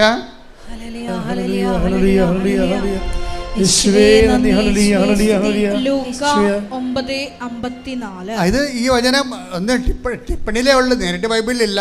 അതിൻ്റെ നോട്ടിലാണ് ഉള്ളത്. ഇത് എന്താ പറയണത്? ഏത് വിധത്തിലുള്ള ആത്മാവാണ് നിങ്ങൾക്കുള്ളത് എന്ന് നിങ്ങൾ അറിയുന്നില്ല. ഇത് ഭയങ്കര അപകടമാണിത്. നമ്മൾ പ്രാർത്ഥിക്കുമ്പോഴൊക്കെ നമുക്ക് പറ്റുന്ന ഒരു അപകടം ഇവിടെയാണ്. ഈ പ്രാർത്ഥിക്കുന്ന പല പ്രാർത്ഥനകളും അത് തുടങ്ങുമ്പോൾ തന്നെ ഫേക്കായിട്ട് ബ്രാൻഡഡ് ആവും. എന്താ കാര്യം? മോശം അരൂപിയിൽ നിന്ന് ആ പ്രാർത്ഥന വരണത്. അത് എപ്പോഴും നിങ്ങൾ ഈ നാട്ടുകാരോടും ഈ മാവേലി സ്റ്റോറിലും ത്രിവേണി സ്റ്റോറിലൊക്കെ പോയിട്ട് വായി തന്നുന്ന കാശുണ്ടെങ്കിൽ കാണാതെല്ലാം മേടിക്കണമല്ല ഈ പ്രാർത്ഥന എന്ന് പറയണത്. പ്രാർത്ഥന വാ പൊളിക്കുമ്പോൾ തന്നെ നിങ്ങൾ ആരാണെന്നുള്ളതിനെക്കുറിച്ച് അടിച്ച് കർത്താവിലേക്ക് വരും. അതാ വിഷയം. നിങ്ങൾ എന്ത് പ്രാർത്ഥിക്കണം എന്നല്ല പ്രശ്നം, ഈ പ്രാർത്ഥിക്കുന്ന ആൾ ആരാണെന്നാണ് നോക്കണം ബൈബിള്. ഇത് ഭയങ്കര സീരിയസാണ്. നിങ്ങൾ എന്ത് പ്രാർത്ഥിക്കണം എന്നല്ല വിഷയം, പ്രാർത്ഥിക്കുന്ന ആൾ ആരാണെന്നാണ് ആദ്യമേ സ്കാൻ ചെയ്യണത്. പ്രാർത്ഥിക്കാൻ പറ്റുന്ന ആത്മാക്കളുണ്ട് സ്റ്റേജ്. കാര്യം ഇപ്പോൾ ദുഷ്ടാരൂപി എന്നുണ്ട്. ദുഷ്ടാരൂപി അതിന് പ്രാർത്ഥിക്കാൻ പറ്റത്തില്ല. അത് ഉടമ്പടി എടുത്തിട്ടും കാര്യമില്ല. നമ്മുടെ കടലാസ് പോകുന്നില്ല. അത് എന്താ പ്രയോജനം? കയ്യിരിക്കണം മൊത്തം ദുഷ്ടത്തരായിരിക്കും. ദുഷ്ടത എന്താ വിഷയത്തിൽ ചില കർത്താവ് ആൾക്കാരെ ശിഷ്യന്മാരെ സുവിശേഷകരൊക്കെ പറഞ്ഞു വിടുമ്പോൾ എന്താ പറയണത്? ഇതാ ഞാൻ സർപ്പങ്ങളുടെയും തേളുകളുടെയും ശത്രുവിൻ്റെ സകല ശക്തികളുടെ മേൽ ചവിട്ടി നടക്കാൻ നിനക്ക് അധികാരം തരുന്നു. അപ്പം സർപ്പങ്ങളുള്ള സ്വഭാവമുള്ള ആൾക്കാരുണ്ടാവും. സർപ്പത്തിൻ്റെ സ്വഭാവം ഞാൻ എപ്പോഴും നിങ്ങളോട് പറയണം. എന്താണ് കാര്യം? സർപ്പം വാ പൊളിച്ചാൽ ഒന്നെങ്കിൽ കൊത്തിയിരിക്കും അല്ലെങ്കിൽ വിഴുങ്ങിയിരിക്കും. രണ്ടേ നടക്കത്തുള്ളൂ, വേറെ ഒന്നും നടക്കത്തില്ല. ഒന്നെങ്കിൽ മറ്റുള്ളവനെ പറ്റിച്ചിരിക്കും, അല്ലെങ്കിൽ അവനെ ഉപദ്രവിച്ചിരിക്കും. എത്ര ഉടമ്പടി എടുത്ത് ഏത് സാക്ഷ്യം പറഞ്ഞാലും കയ്യിരിപ്പ് ദുഷ്ടത്തരവാണെന്നുണ്ടെങ്കിൽ ആ അരുവി ദുഷ്ടാത്മാവാണ്. അതെപ്പോഴും നിങ്ങൾ മനസ്സിലാക്കണം. നിങ്ങളെ വാട്ട് സ്പിരിറ്റ് ലീഡ്സ് യു. ദുഷ്ടാരൂപിയാണോ നിങ്ങളെ നയിക്കണത്? ദുഷ്ടാരൂപിയാണോ നയിക്കണമെന്ന് എങ്ങനെ അറിയാൻ പറ്റും? ദുഷ്ടാരൂപിയുടെ പ്രവർത്തന രീതികൾ എന്താണ്? കൊല്ലാനും നശിപ്പിക്കാനുമാണ് കള്ളൻ വരുന്നത്, അല്ലേ? അതാണ് വിഷയം. ഒന്ന് പറഞ്ഞേ. കൊല്ലാനും നശിപ്പിക്കാനുമാണ് കള്ളൻ വരുന്നത്. അപ്പം കള്ളൻ എന്ന് പറയുമ്പോൾ ഈ കള്ളനാണ് ഉടമ്പടി എടുത്തിരിക്കണമെന്നുണ്ടെങ്കിൽ യോസപ്പച്ചനെയും പണിയാവും, കൃപാസത്തിൻ്റെയും പണിയാവും. എന്താണ്? കള്ളനാണ് ഉടമ്പടി കള്ളിയാണ് ഉടമ്പടി എടുത്തിരിക്കുന്നത്. അവരുടെ പരിപാടി എന്താണ്? കൊള്ളുക, നശിപ്പിക്കാൻ അവരുടെ പരിപാടി. ഇപ്പം മകൾ വന്ന് പറഞ്ഞ അമ്മ അവിടെ ഭയങ്കര ഞെരുക്കമാണമ്മ, എനിക്കൊരു വിലയുമില്ലമ്മ. അവിടെ അമ്മ പറയും അവനിങ്ങോട്ട് വരട്ടെ. എന്തിനാണെന്നറിയാവോ? അപ്പം അമ്മയുടെ കയ്യിൽ ദുഷ്ടത്തരമുണ്ട്. എന്താണ്? ഇവള് പറഞ്ഞിങ്ങനെ ഇവളൊരു പാഴ്ജന്മമാണ്, വീട്ടിൽ ഒരു പണിയും ചെയ്യത്തില്ല, ഇങ്ങനെ എന്താ പഠിക്കത്തുമില്ല. എന്തല്ല ഈ അമ്മയുമായിട്ട് ഭയങ്കര ഗുസ്തിയായിരുന്നു കല്യാണം കഴിക്കണവരെ. ഈ സാധനത്തിനാണ് പാക്ക് ചെയ്ത് വേറെ കുടുംബത്തിൽ ബോംബ് വെച്ചിരിക്കണ പോലെ പെമ്പിച്ചിരിക്കണത്, മിസൈൽ വിട്ടിരിക്കണ പോലെ വിട്ടിരിക്കണത്. ഈ സാധനത്തിന് ഒരു മിസൈൽ അവിടെ പോയി പൊട്ടിയിരിക്കണേ, അവിടെ പലരുടെയും മോന്തയില്ല ആ സാധനം. അപ്പം ഇവിടെ വന്നപ്പോൾ അമ്മ ഉടനെ ഇവളുടെ ഇത്രയും നാൾ അമ്മയോട് ഇടിയായിരുന്നു കെട്ടണവരെ. കെട്ടിക്കഴിഞ്ഞപ്പോൾ അവർക്ക് പണിയായി കഴിഞ്ഞപ്പോൾ ഇപ്പം അമ്മ ന്യൂട്രലായിട്ട് അവൻകിടെ വരട്ടതൊക്കെ പറഞ്ഞിട്ട് പിന്നെ അമ്മ എന്താ ചെയ്യണത്, അവൻ്റെ ആ വീട്ടിലുള്ള എല്ലാ നെഗറ്റീവും കളക്ട് ചെയ്യും. എന്നിട്ട് നിരന്തരം ഇവളോട് ഓരോ കാര്യങ്ങൾ പറഞ്ഞു കൊടുക്കും. നമുക്ക് പറ്റിയ അബദ്ധമാണ്. ഇപ്പം ചെറുക്കൻ അപ്പനെ കാണാൻ പറയും, അപ്പനെ കാണാൻ എന്തുമാത്രം നമ്മൾ പ്രാർത്ഥിച്ചതാണ്, അതിനിപ്പോൾ എന്ത് പറ്റിയിടി, ഓ നമ്മുടെ മകളുടെ ജീവിതം തീർന്ന്. എവിടെ തീർന്ന്? ഇവളാണ് അവിടെ പോയി തീർത്തിരിക്കണത്. അത് അപ്പം അപ്പനും പ്രശ്നമായി. അപ്പം എന്ത് പറ്റി, അതായത് വളരെ സൂചിക്കെടുക്കാവുന്നൊരു വിഷയമാണ്. അത് അമ്മ തൂമ്പാക്കെടുക്കുന്ന രീതിയിലാക്കിയിരിക്കുകയാണ്. ആരെ നശിപ്പിക്കണം ആ കുടുംബത്തെ. കള്ളിയാണ്. ഈ കള്ളി വന്ന് ഉടമ്പടി എടുക്കാൻ പാടില്ല. അതാണ് വിഷയം. കൊല്ലാനും നശിപ്പിക്കാനുമാണ് ആ കുടുംബം നശിപ്പിക്കാൻ വന്നിരിക്കണേ. ഒരു കുടുംബത്തെ നശിപ്പിക്കാൻ നിങ്ങൾ തീരുമാനിച്ചാൽ ആ കുടുംബത്തിൻ്റെ എല്ലാ മോശക്കാര്യങ്ങളും നിങ്ങൾ ഇല്ലാത്തതൊക്കെ എല്ലാ അയൽവാസികളോടും നാത്തുവിനോടും അവരോടും ഇവരോടും അവരുടെ അകന്ന ബന്ധുക്കളൊക്കെ ഫോൺ കളക്ട് ചെയ്ത് വിളിച്ചുകൊണ്ട് ചോദിക്കും. എന്നിട്ട് ഓരോ കാര്യം ആ വീട്ടിൽ നടക്കണതെല്ലാം നിങ്ങൾ മൊബൈലെടുത്ത് അവിടെ ഇവിടെയൊക്കെ വിളിച്ച് പറയും. എന്നിട്ട് അവരുടെ ബന്ധുക്കൾക്ക് അവസാനം പേർക്ക് നിങ്ങൾ ആ കൊച്ചിനെ കൊണ്ടുവന്ന് കൊല്ലുകയാണ് അവിടെ ബന്ധുക്കൾ. അപ്പോൾ ഇവർ മനസ്സറിഞ്ഞ് കാണത്തില്ല. അവരുടെ ബന്ധുക്കളെ വിളിച്ച് പറഞ്ഞിരിക്കുകയാണ്, ചെറുക്കൻ്റെ ബന്ധുക്കളെ വിളിച്ചിട്ട്.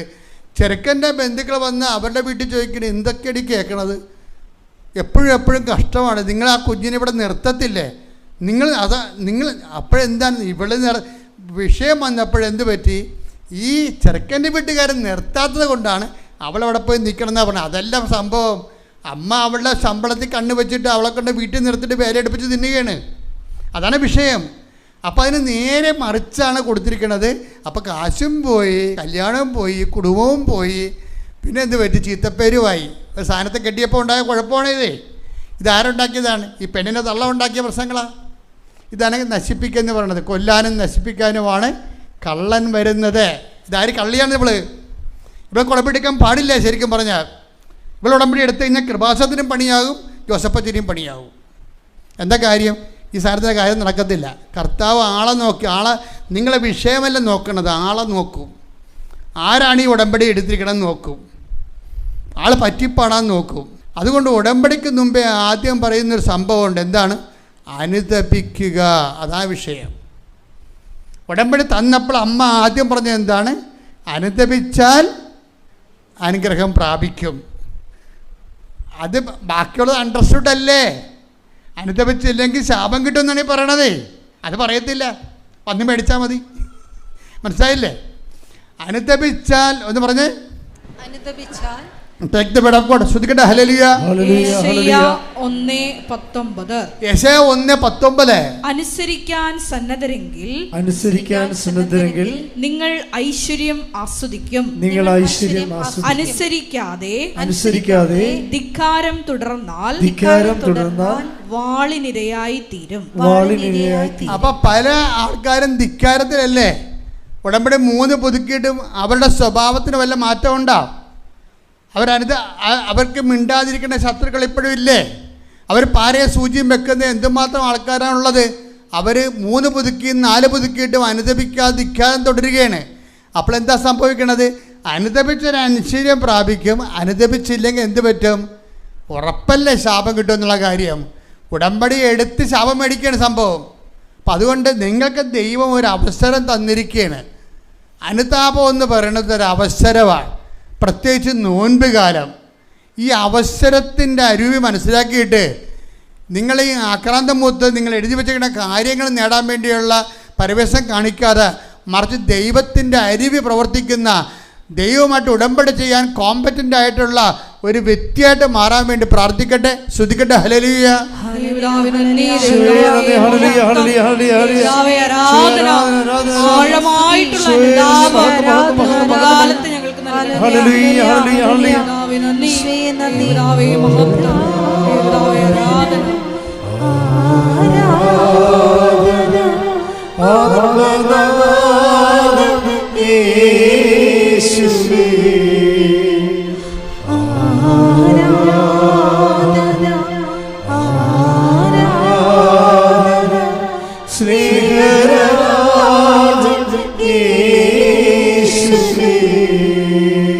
പരിശുദ്ധ പരമ ദിവ്യകാരുണ്യത്തിന് എന്നേരവും ആരാധനയും സ്തുതിയും പുകഴ്ചയും ഉണ്ടായിരിക്കട്ടെ. പരിശുദ്ധ പരമ ദിവ്യകാരുണ്യത്തിന് എന്നേരവും ആരാധനയും സ്തുതിയും പുകഴ്ചയും ഉണ്ടായിരിക്കട്ടെ. അപ്പം ഞാൻ ഓർക്കണേ, അതായത് എന്തുമാത്രം ആൾക്കാർ ഉടമ്പെടുക്കുന്നു.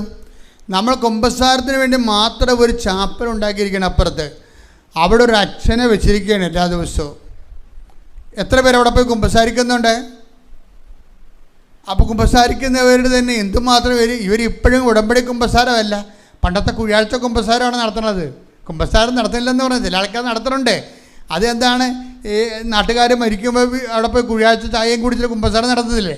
അതാണ് വെച്ചാൽ ഒരു അനുതാപവും ഇല്ലാതെ വായി തന്നെ വിളിച്ച് പറഞ്ഞുകൊണ്ട് കുമ്പസാരിക്കുന്ന ആൾക്കാരുണ്ട്. അതുപോലെയുള്ള കുഴിയാഴ്ച കുമ്പസാരം ഉടമ്പടിയിൽ വരുമ്പോൾ നിങ്ങൾ എപ്പോഴും ചിന്തിക്കേണ്ടത് എന്താണ്? ഉടമ്പടി എടുക്കുമ്പോൾ ദൈവവുമായിട്ട് ബയലാട്ടർ എഗ്രിമെൻ്റാണ്. ദൈവം ഒരു വ്യക്തി, നിങ്ങളൊരു വ്യക്തി. ആ ദൈവത്തോട് ഉടമ്പടി എടുക്കാൻ ഞാൻ ദൈവത്തെപ്പോലെ എന്താ പറഞ്ഞത്? ആദ്യം പറഞ്ഞത് എന്താണ്? നീ എൻ്റെ മുമ്പാകെ, ആദ്യത്തെ ഉടമ്പടിക്കാരനോട് ദൈവം എന്താണ് ആവശ്യപ്പെട്ടത്?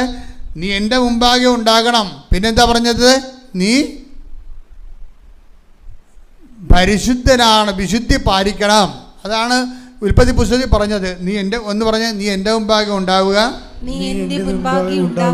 വിശുദ്ധി പാലിക്കുക. അപ്പം നോൻപിൻ്റെ അരൂപിയും നമ്മൾ ഉടമ്പടിയുടെ ധ്യാനങ്ങൾ കൂടുമ്പോഴേ എപ്പോഴും നമ്മൾ ശ്രദ്ധിക്കണം. നമുക്ക് ചിലപ്പോൾ അനുഗ്രഹങ്ങൾ ദൈവം തന്നു കാണും, അത് നിങ്ങളുടെ പാപത്തിന് കിട്ടിയ ലൈസൻസ് അല്ല.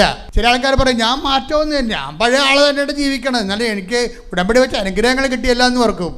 അത് ഏറ്റവും വലിയ മണ്ടത്തരമാണ്. ചില ആൾക്കാർ ചില വിഡ്ഢികളെ ധരിക്കണം അങ്ങനെയാണ്. എടാ ഞാൻ പാപിയാണെങ്കിൽ ദൈവം എന്നെ അനുഗ്രഹിക്കുമോ? ഞാൻ ഉടമ്പടി വെച്ചിട്ടും ഞാൻ പറഞ്ഞതെല്ലാം കിട്ടിയല്ല എനിക്ക്, അപ്പോൾ എൻ്റെ പാപം ദൈവം അംഗീകരിച്ചെന്നില്ല. അതല്ല പ്രശ്നം. നിൻ്റെ പാപാവസ്ഥ വെച്ചുകൊണ്ട് ദൈവം നിനക്കൊരു അനുഗ്രഹം തന്നാൽ ദൈവം പ്രീസപ്പോസ് ചെയ്യണം എന്താണ്? നീ അത് മനസ്സിലാക്കിയിട്ട് അനുതാപത്തിലേക്ക് വരും. പക്ഷേ നീ എന്ത് ചെയ്യും? പറവനെ പോലെ പിന്നെയും കഠിനമായി കഴിഞ്ഞാൽ പിന്നെ എന്ത് ചെയ്യാം? ദൈവം അനുദപിക്കാനുള്ള പുസ്തകം എടുത്തുകൊണ്ട് പോകും. ഇനി നീ അനുദപിക്കണ്ടെന്ന് പറയും. കാര്യം അനുതാപമില്ലാത്ത അവസ്ഥയായിട്ട് പോലും ഞാൻ നിന്നെ അനുഗ്രഹിച്ചു, എന്നിട്ട് നീ അതൊരു വളമായിട്ട് എടുത്തുകൊണ്ട് ആ കഠിന ഹൃദയത്തോട് തന്നെ ജീവിച്ചു. നീ ഇനി അനുദപിക്കേണ്ട ആവശ്യമില്ലെന്ന് പറയും. കാര്യം അനുദപിക്കാൻ നമുക്ക് ഒരു ടൈം കഴിഞ്ഞാൽ പിന്നെ അനുദപിക്കാൻ പറ്റത്തില്ല. അസ്വീകാര്യമായ ദിവസം വരും. അനുതാപത്തിനുമുണ്ട് സ്വീകാര്യ സമയവും അസ്വീകാര്യമായ സമയവും. ദൈവം കാത്തിരുന്ന് ഒരു ടൈം കഴിഞ്ഞാൽ പിന്നെ നീ അനുദപിച്ചാലും സ്വീകാര്യമായിരിക്കത്തില്ല. അതുകൊണ്ട് രക്ഷയുടെ ദിവസം എന്നൊക്കെ പറയണം, സ്വീകാര്യമായ സമയം. Take the word of God. ശ്രുതികട ഹല്ലേലൂയ. 2 കൊരിന്ത്യർ 6:2. യേശുവേ നന്ദി. ഹല്ലേലൂയ ഹല്ലേലൂയ ഹല്ലേലൂയ ഹല്ലേലൂയ. 2 കൊരിന്ത്യർ 6:2. 2 കൊരിന്ത്യർ 6:2. അവിടുന്ന് അരുളി ചെയ്തു, സ്വീകാര്യമായ സമയത്ത് ഞാൻ നിന്റെ പ്രാർത്ഥന കേട്ടു. രക്ഷയുടെ ദിവസത്തിൽ ഞാൻ നിന്നെ സഹായിക്കുകയും ചെയ്തു. ഇതാ ഇപ്പോൾ സ്വീകാര്യമായ സമയം. ഇതാ ഇപ്പോൾ രക്ഷയുടെ ദിവസം.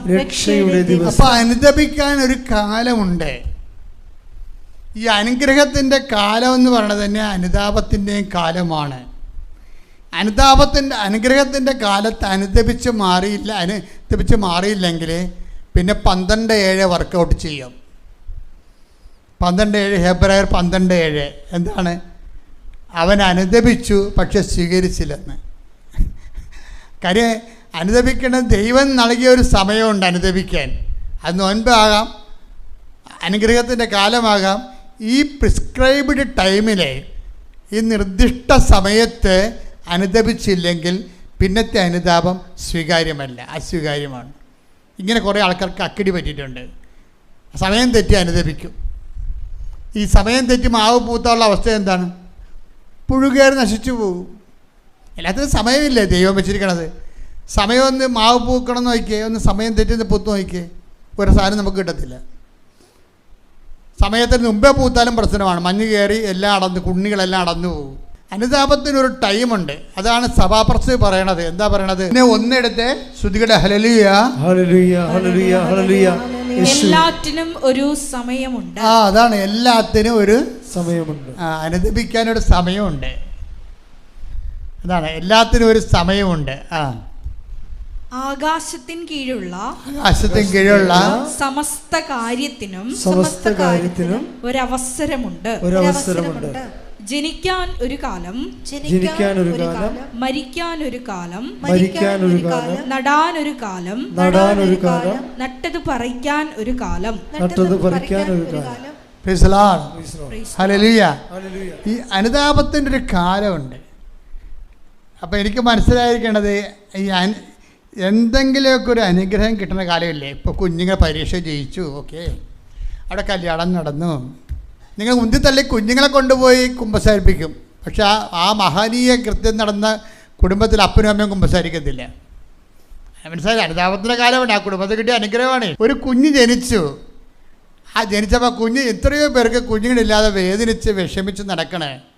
അപ്പോൾ നമ്മുടെ ദൈവം ഒരു കുഞ്ഞിനെ തരുമ്പോൾ അപ്പോൾ അതിന് ഒരു അനുഗ്രഹത്തിൻ്റെ എല്ലാ കാലവും അനുദപിക്കാനുള്ള കാലമാണ്. അനുഗ്രഹിക്കും. ഇപ്പം കുഞ്ഞ് ജനിക്കുമ്പോൾ സത്യം പറഞ്ഞാൽ ഇടവക വികാരിയാകുന്ന രീതിയിൽ എനിക്ക് പേടിയാണ്. കുഞ്ഞ് ജനിക്കുമ്പോൾ തന്നെ ഈ ആചാരാനുഷ്ഠാനം അടക്കം പോലെ തന്നെ ആൾക്കാരെ വിളിച്ചു കൂട്ടി അപ്പം തന്നെ പിന്നെ നോൻപാളം നോക്കാതെ പോലും മദ്യം വിളമ്പുന്ന കുടുംബങ്ങളുണ്ട്. മദ്യം വിളമ്പുന്ന കുടുംബങ്ങളല്ല പ്രശ്നം. അയാൾ കടമാകുമ്പോൾ അയാൾക്ക് ബുദ്ധി മുതൽ ദൈവം പാഴ് ജന്മം തള്ളിക്കളഞ്ഞ സാധനമായിരിക്കാം. കാര്യം നിൻ്റെ കല്യാണക്കാലം മുതൽ എൻ്റെ ഭർത്താവ് കുടിക്കണമായിരിക്കും. പക്ഷെ നിങ്ങളത് അംഗീകരിക്കണില്ലേ, അതാണ് പ്രശ്നം. നിങ്ങൾ അംഗീകരിക്കുന്നോ? ചില കുടുംബങ്ങളിൽ പെണ്ണുങ്ങളെ ഞാൻ കല്യാണ തലേന്നൊക്കെ ഞാൻ പോകുന്നില്ല. ഇപ്പം എന്നെ പലരും വിളിക്കും, ഇവിടെക്കാരൊക്കെ വിളിക്കും, അച്ഛാ കല്യാണം ഒന്ന് പ്രാർത്ഥിക്കാൻ വരികയില്ല. കാര്യം പെണ്ണുങ്ങളൊക്കെ പൂസായിരിക്കും. അറിയത്തില്ല, കുറേ പുതിയ ജന്മങ്ങൾ ഇറങ്ങിയിട്ടുണ്ട്. അതായത് പണ്ട് ഒരു കല്യാണ വീട്ടിൽ രാത്രി നമ്മൾ പ്രാർത്ഥിക്കാൻ വേണ്ടി ചെല്ലുമ്പോൾ എന്തൊരു അരൂപിയായിരിക്കും അവർക്ക്. ഇന്ന് ആ അരൂപിയെല്ലാം തച്ചുടച്ചത് ആരാണ്? ഈ വീട്ടിൽ എന്ത് നടക്കുമെന്ന് ഇവരുടെ അമ്മ അവിടെയുള്ള ആൾക്കാരെല്ലാവരെയും തിന്മയുടെ ശക്തികൾ കയ്യിലെടുത്ത് അപ്പോൾ അതുകൊണ്ട് ആഭാസത്തരങ്ങളെല്ലാം നടക്കും. ചില ആൾക്കാർ വീടിൻ്റെ 2 നില, ഒരു കാശും ഇല്ലെങ്കിൽ ലോണെടുത്ത് 2 നില എടുത്തിരിക്കണേ. എന്തിനാണെന്നറിയാം, അവിടെ ഇരുന്ന് കപ്പലണ്ടിയും അണ്ടിപ്പരിപ്പും ബിയറും കഴിക്കാൻ വേണ്ടി മാത്രം 2 നില ഉണ്ടാക്കിയിരിക്കുന്ന ആൾക്കാരുണ്ട്. അവിടുന്ന് അറ്റാക്ക് വന്നിട്ട് പിടിച്ചോണ്ട് വന്നിട്ട് താഴെ വരുമ്പോൾ തന്നെ ആളിൻ്റെ ക്ലോസാകുക കുറയുമ്പോൾ. ഇതൊക്കെ എല്ലാത്തിനും ടൈമില്ലേ, ചകാനും ഒരു ടൈമുണ്ടാവും. നിങ്ങൾ ദൈവത്തെ മറന്നൊരു സംഭവം ചെയ്യരുത്. ദൈവമായിട്ട് ജീവിക്കുക വെച്ചാൽ നല്ല പ്രൊട്ടക്ഷൻ കിട്ടുന്ന പരിപാടിയാണ്. പക്ഷെ അത് അത്രയ്ക്ക് ഈസി അല്ല. ശരിക്കും നമ്മൾ ശ്രദ്ധിക്കേണ്ട കാര്യങ്ങൾ നമ്മൾ ശ്രദ്ധിക്കണം. കെയർലെസ്സായിട്ട് ജീവിച്ച് അനുഗ്രഹങ്ങൾ അടിച്ചു മാറ്റുമ്പോഴും ദൈവം അനുഗ്രഹിക്കുന്നുണ്ട്. ഞങ്ങളുടെ പാപത്തിന് ദൈവം ലൈസൻസ് തന്നിട്ടുണ്ടെന്ന് വിചാരിക്കരുത്. ഏത് സമയത്താണ് ആളെ ഉൾപ്പെടെ പോകണമെന്ന് അറിയാൻ പറ്റത്തില്ല. എനിക്ക് ചില മരിപ്പിനൊക്കെ അടക്കാൻ ചെല്ലുമ്പോൾ എനിക്ക് ഒരു പ്രശ്നം തോന്നാറില്ല. അവിടെ കന്നകാളെ കുവി നിലവിക്കുന്നുണ്ടാവും. എനിക്ക് ഈ അണ്ണന്മാരുടെ എല്ലാത്തിൻ്റെ അവസ്ഥകൾ അറിയാം. ഇരന്ന് പണി മേടിച്ചിരിക്കുന്നതാണ്. ഇനി റീത്തി പിടിച്ച് പോകാതെ വേറെ മാർഗ്ഗമില്ല. ഇരന്ന് പണി മേടിച്ചിരിക്കുക. എനിക്ക് ഒരു നിലവിളി കേൾക്കത്തില്ല. കാര്യമൊക്കെ നിങ്ങളുടെ നിലവിളി നേരത്തെ നിലവിളിക്കേണ്ടായിരുന്നു. നിങ്ങൾ ദൈവത്തിൽ നിന്നൊരു കുടുംബം അകലുന്നോ, ദൈവത്തിൻ്റെ സംരക്ഷണം നഷ്ടപ്പെടുന്നു എന്ന് തോന്നുമ്പോൾ നിങ്ങൾ ദൈവത്തിൻ്റെ ഉള്ള ആൾക്കാരാണെങ്കിൽ ദൈവം നിങ്ങൾക്ക് കണ്ണീര് തരും. എന്താ കാര്യം? കണ്ണീര് ദൈവം തരണതാണ്. ദൈവം തരുന്ന കണ്ണീരെന്താണ്? ഒരു മനുഷ്യന് പ്രൊട്ടക്ഷൻ ഉണ്ടെങ്കിൽ, ദൈവ സംരക്ഷണം ഉണ്ടെങ്കിൽ, ദൈവത്തിൽ നിന്നൊരു ഇഞ്ച് മാറിക്കഴിഞ്ഞാൽ നമ്മുടെ കണ്ണിന് നമുക്ക് ദുഃഖം വരും. പാപത്തെക്കുറിച്ച് വേദന വരും. കർത്താവിൽ നിന്ന് അകന്നു പോകണമല്ലോ. അതിന് എത്രയോ അങ്ങനെ എന്തുമാത്രം കുടുംബങ്ങളുണ്ടെന്നറിയാവോ? നിസ്സാര കാര്യത്തിന് പോലും ദൈവത്തെ അകന്നു പോകുമ്പോൾ വേദനിക്കുകയും വിഷമിക്കുകയും സങ്കടപ്പെടുകയും, എന്നാൽ ദൈവത്തോട് ഒന്ന് ആവരാതി പറയാതെ നിൽക്കുകയും അവിടെ ഉള്ള വിശ്വാസത്തിൽ ജീവിച്ചു പോവുകയും ചെയ്യുന്ന എന്തുമാത്രം കുടുംബങ്ങളുണ്ട്. അതുകൊണ്ടല്ലേ ഈ വിശ്വാസം ഇവിടെ നിലനിന്ന് പോണത്. അതുകൊണ്ട് ദൈവവേദലെ ഉടമ്പടി എടുത്തവരാണെങ്കിൽ ഉടമ്പടിയുടെ നിയോഗങ്ങൾ തമ്മിൽ കടിച്ചു തൂങ്ങാതെ ദൈവവും നിങ്ങളും തമ്മിലുള്ള ബന്ധത്തിൽ വിഷയത്തെക്കാളുപരി ദൈവത്തിന് പ്രാധാന്യം കൊടുത്തുകൊണ്ട് ദൈവവുമായി ജീവിക്കുന്ന ഒരു ജീവിതം. നമ്മൾ കണ്ട സാക്ഷ്യത്തിൽ പോലീസുകാരനല്ലേ സംഗീത, അദ്ദേഹം കയറി സാക്ഷ്യം പറഞ്ഞിരുന്നു ഭാര്യയുടെ കൂടെ. അപ്പം അദ്ദേഹം പറഞ്ഞത് എനിക്ക് ഭയങ്കരമായിട്ട് കുറച്ചുകൂടി വൈഫിൻ്റെ കാര്യം. വൈഫ് അവരുടെ ലൈഫ് നോക്കുമ്പോൾ നമുക്ക് എന്നെ കുറച്ച് വല്ലാത്ത രീതിയിൽ സങ്കടപ്പെടുത്തിയിട്ടുള്ള ഒരു വ്യക്തികളാണ് ഇവർ. കാര്യം ഇവരെന്നോട് ചോദിച്ചു, അച്ഛാ കർത്താവ് എന്ത് പറയണു, ഞങ്ങൾ ദത്തെടുക്കണമെന്ന് ചോദിക്കുമ്പോൾ മെസ്സേജ് കിട്ടിയത് നിങ്ങൾ വെയിറ്റ് ചെയ്യുക, ദത്തെടുക്കേണ്ടെന്നാണ് മെസ്സേജ് കിട്ടിയത്. അപ്പം ഞാനതനുസരിച്ച് പറഞ്ഞു. അവർ ഞാൻ പറഞ്ഞതല്ല, അത് ദൈവം പറഞ്ഞതാണെന്ന് മനസ്സിലാക്കിയിട്ട് അവർ പോയി. അങ്ങനെ 2014 കഴിഞ്ഞ് കൃപാസനം മാറിപ്പോയി. കൃപാസനത്തിൻ്റെ ഫേസ് ലിഫ്റ്റായി.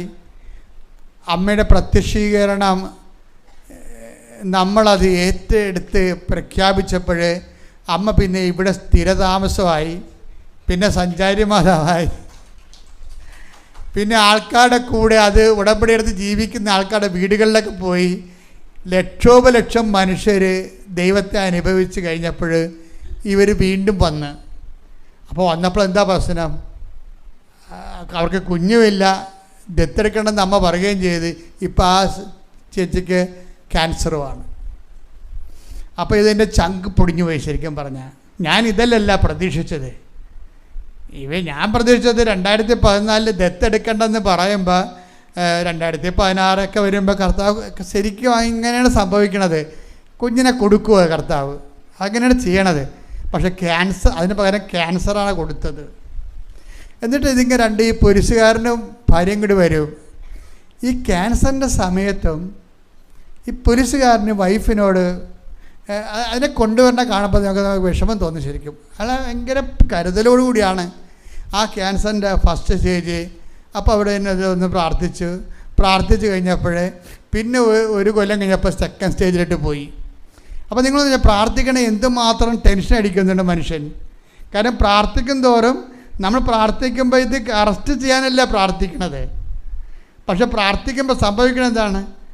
സെക്കൻഡ് സ്റ്റേജിലോട്ട് പോവുകയാണ് സംഭവിക്കുന്നത്. സെക്കൻഡ് സ്റ്റേജിലേക്ക് പിന്നെ 2020 അപ്പോഴത് ഫോർത്ത് സ്റ്റേജായി. ഫോർത്ത് സ്റ്റേജ് ആകുമ്പോൾ ഒരു ഫോർത്ത് സ്റ്റേജ് ക്യാൻസർ. ഇവർക്കാണെങ്കിൽ വലിയ തൂക്കമില്ലാത്ത ലേഡിയാണ്. എൻ്റെ അത്രയൊക്കെ ആരോഗ്യമുള്ളൂ. അപ്പോൾ അവർക്ക് ഇത് ഫോർത്ത് സ്റ്റേജ് ആയപ്പോഴുണ്ട് തളർന്ന്. എന്നിട്ട് ഇങ്ങനെ തളർന്നിട്ട് പോലും ഇതിനെ താങ്ങി പിടിച്ചുകൊണ്ട് ഈ ആൾക്കാരെ വന്ന് ഈ മനുഷ്യൻ നിൽക്കും. അപ്പം അന്നേരം പിന്നെ അതിനിടയ്ക്ക് അങ്ങനെ SA ആയി. എന്നിട്ടും വിശ്വാസം വിടാതെ നിൽക്കും. ഞാനാണെങ്കിൽ വന്ന് കർത്താവിൻ്റെ കാര്യത്തിൽ കിടക്കും. എന്താ കാര്യം? ഈശോ തന്നെ ഈ വിഷയം നേരിട്ട് ഇടപെടണം. ഇത് നമുക്കൊന്നും ചെയ്യാനില്ല. ഇതിൻ്റെ അകത്ത് അടിക്കടി വഷളായിക്കൊണ്ടിരിക്കുകയാണ്. ഇനി ചിലപ്പോൾ അവർ വരത്തില്ല. അതാണ് വിഷയം. അവരുടെ ലാസ്റ്റ് സീനാണ് നമ്മൾ കാണുന്നത് ഫോർത്ത് സ്റ്റേജിൽ. അപ്പോൾ എനിക്കാണെങ്കിൽ എൻ്റെ ആയുസ് കണ്ടിച്ചു പോണ പോലെ ഞാൻ കർത്താവിൻ്റെ കാര്യത്തിൽ കിടക്കും. എന്നിട്ട് ഞാൻ ചെന്ന് ആ കൈ എടുത്ത് ഇവിടെ തലയിൽ വെക്കും. എന്നിട്ട് പറയും, ശരിയാകും മക്കളെ, കർത്താവ് നമ്മളെ സഹായിക്കുക എന്നൊക്കെ പറഞ്ഞു വിടും. അത് കറക്റ്റാണ്. ഞാനല്ല പറയണത്. കാരണം ഞാൻ കർത്താവിൻ്റെ നാമത്തിലല്ല അവരോട് പറയണത്. ആ സ്റ്റേജിൽ പറയാൻ ഭയങ്കര പാടാണ് ശരിക്കും, ആശ്വസിപ്പിക്കാൻ പാടാണ് ശരിക്കും. പക്ഷേ ഈ കാലങ്ങളിലെല്ലാം ഇവരിങ്ങനെ വിശ്വാസത്തിൽ നിൽക്കും. അപ്പോൾ ഉടമ്പടിയിലായിപ്പോയി അവർ. ഉടമ്പടി പുതുക്കിക്കൊണ്ടേയിരിക്കും. ക്യാൻസറിൻ്റെ സ്റ്റേജുകൾ മാറുന്നതനുസരിച്ച് വീണ്ടും ഉടമ്പടി അവർ പുതുക്കിക്കൊണ്ടേയിരിക്കും. ആവുന്നത്ര ആരോഗ്യത്തോടെ അയാൾ ആ ഉടമ്പടിയുടെ ശുശ്രൂഷ പറ്റുന്നത്രയും ചെയ്തുകൊണ്ട് വിശ്വസ്തത പാലിക്കും. ഈ വിശ്വസ്തതയാണ് ഇവരുടെ ഏറ്റവും വലിയ വിജയമെന്ന് പറയുന്നത്. എന്ത് സ്റ്റേജാണെങ്കിലും ആ ഒരു പ്രാർത്ഥനയെന്നും പ്രവർത്തനങ്ങളിൽ നിന്നും ഒന്നും മാറത്തില്ല. സാധാരണ ഒരു ആൾക്കാർ ഉപയോഗിക്കുന്ന ഫെയ്ത്ത് അല്ല അവർ ഉപയോഗിക്കുന്നത്. വേറെ എന്തൊരു ഫെയ്ത്താണ് ഉപയോഗിക്കുന്നത്. അവർ വിഷയത്തിനേക്കാൾ ഉപരി അവർ ആങ്കർ ചെയ്തിരിക്കുന്നത് ദൈവത്തിലാണ്. അത് കാരണം ദൈവഹിതം നിറവേറിയാലും അതും ദൈവാനുഗ്രഹമായിട്ട് കരുതിക്കൊണ്ട് പോകുന്ന ഒരു ജീവിത സാക്ഷ്യമാണത്. എനിക്കത് ശ്രദ്ധിക്കാൻ കഴിയുന്നുണ്ട് ശരിക്കും. അപ്പം അതിന് ശേഷം പിന്നീട് ഇവർ വരണത് ക്യാൻസർ സുഖപ്പെട്ടു അവർ പ്രഗ്നൻ്റ് ആയെന്നും പറഞ്ഞാൽ വരണത്. അത് രസമുണ്ട് വിഷയത്തിൽ. പ്രഗ്നൻ്റ് ആണ്, ഇവരുടെ പീരീഡ്സ് കറക്റ്റല്ല. അത് കാരണം ഇവർ പ്രഗ്നൻ്റ് ആയത് ഇവർ അറിയണില്ല.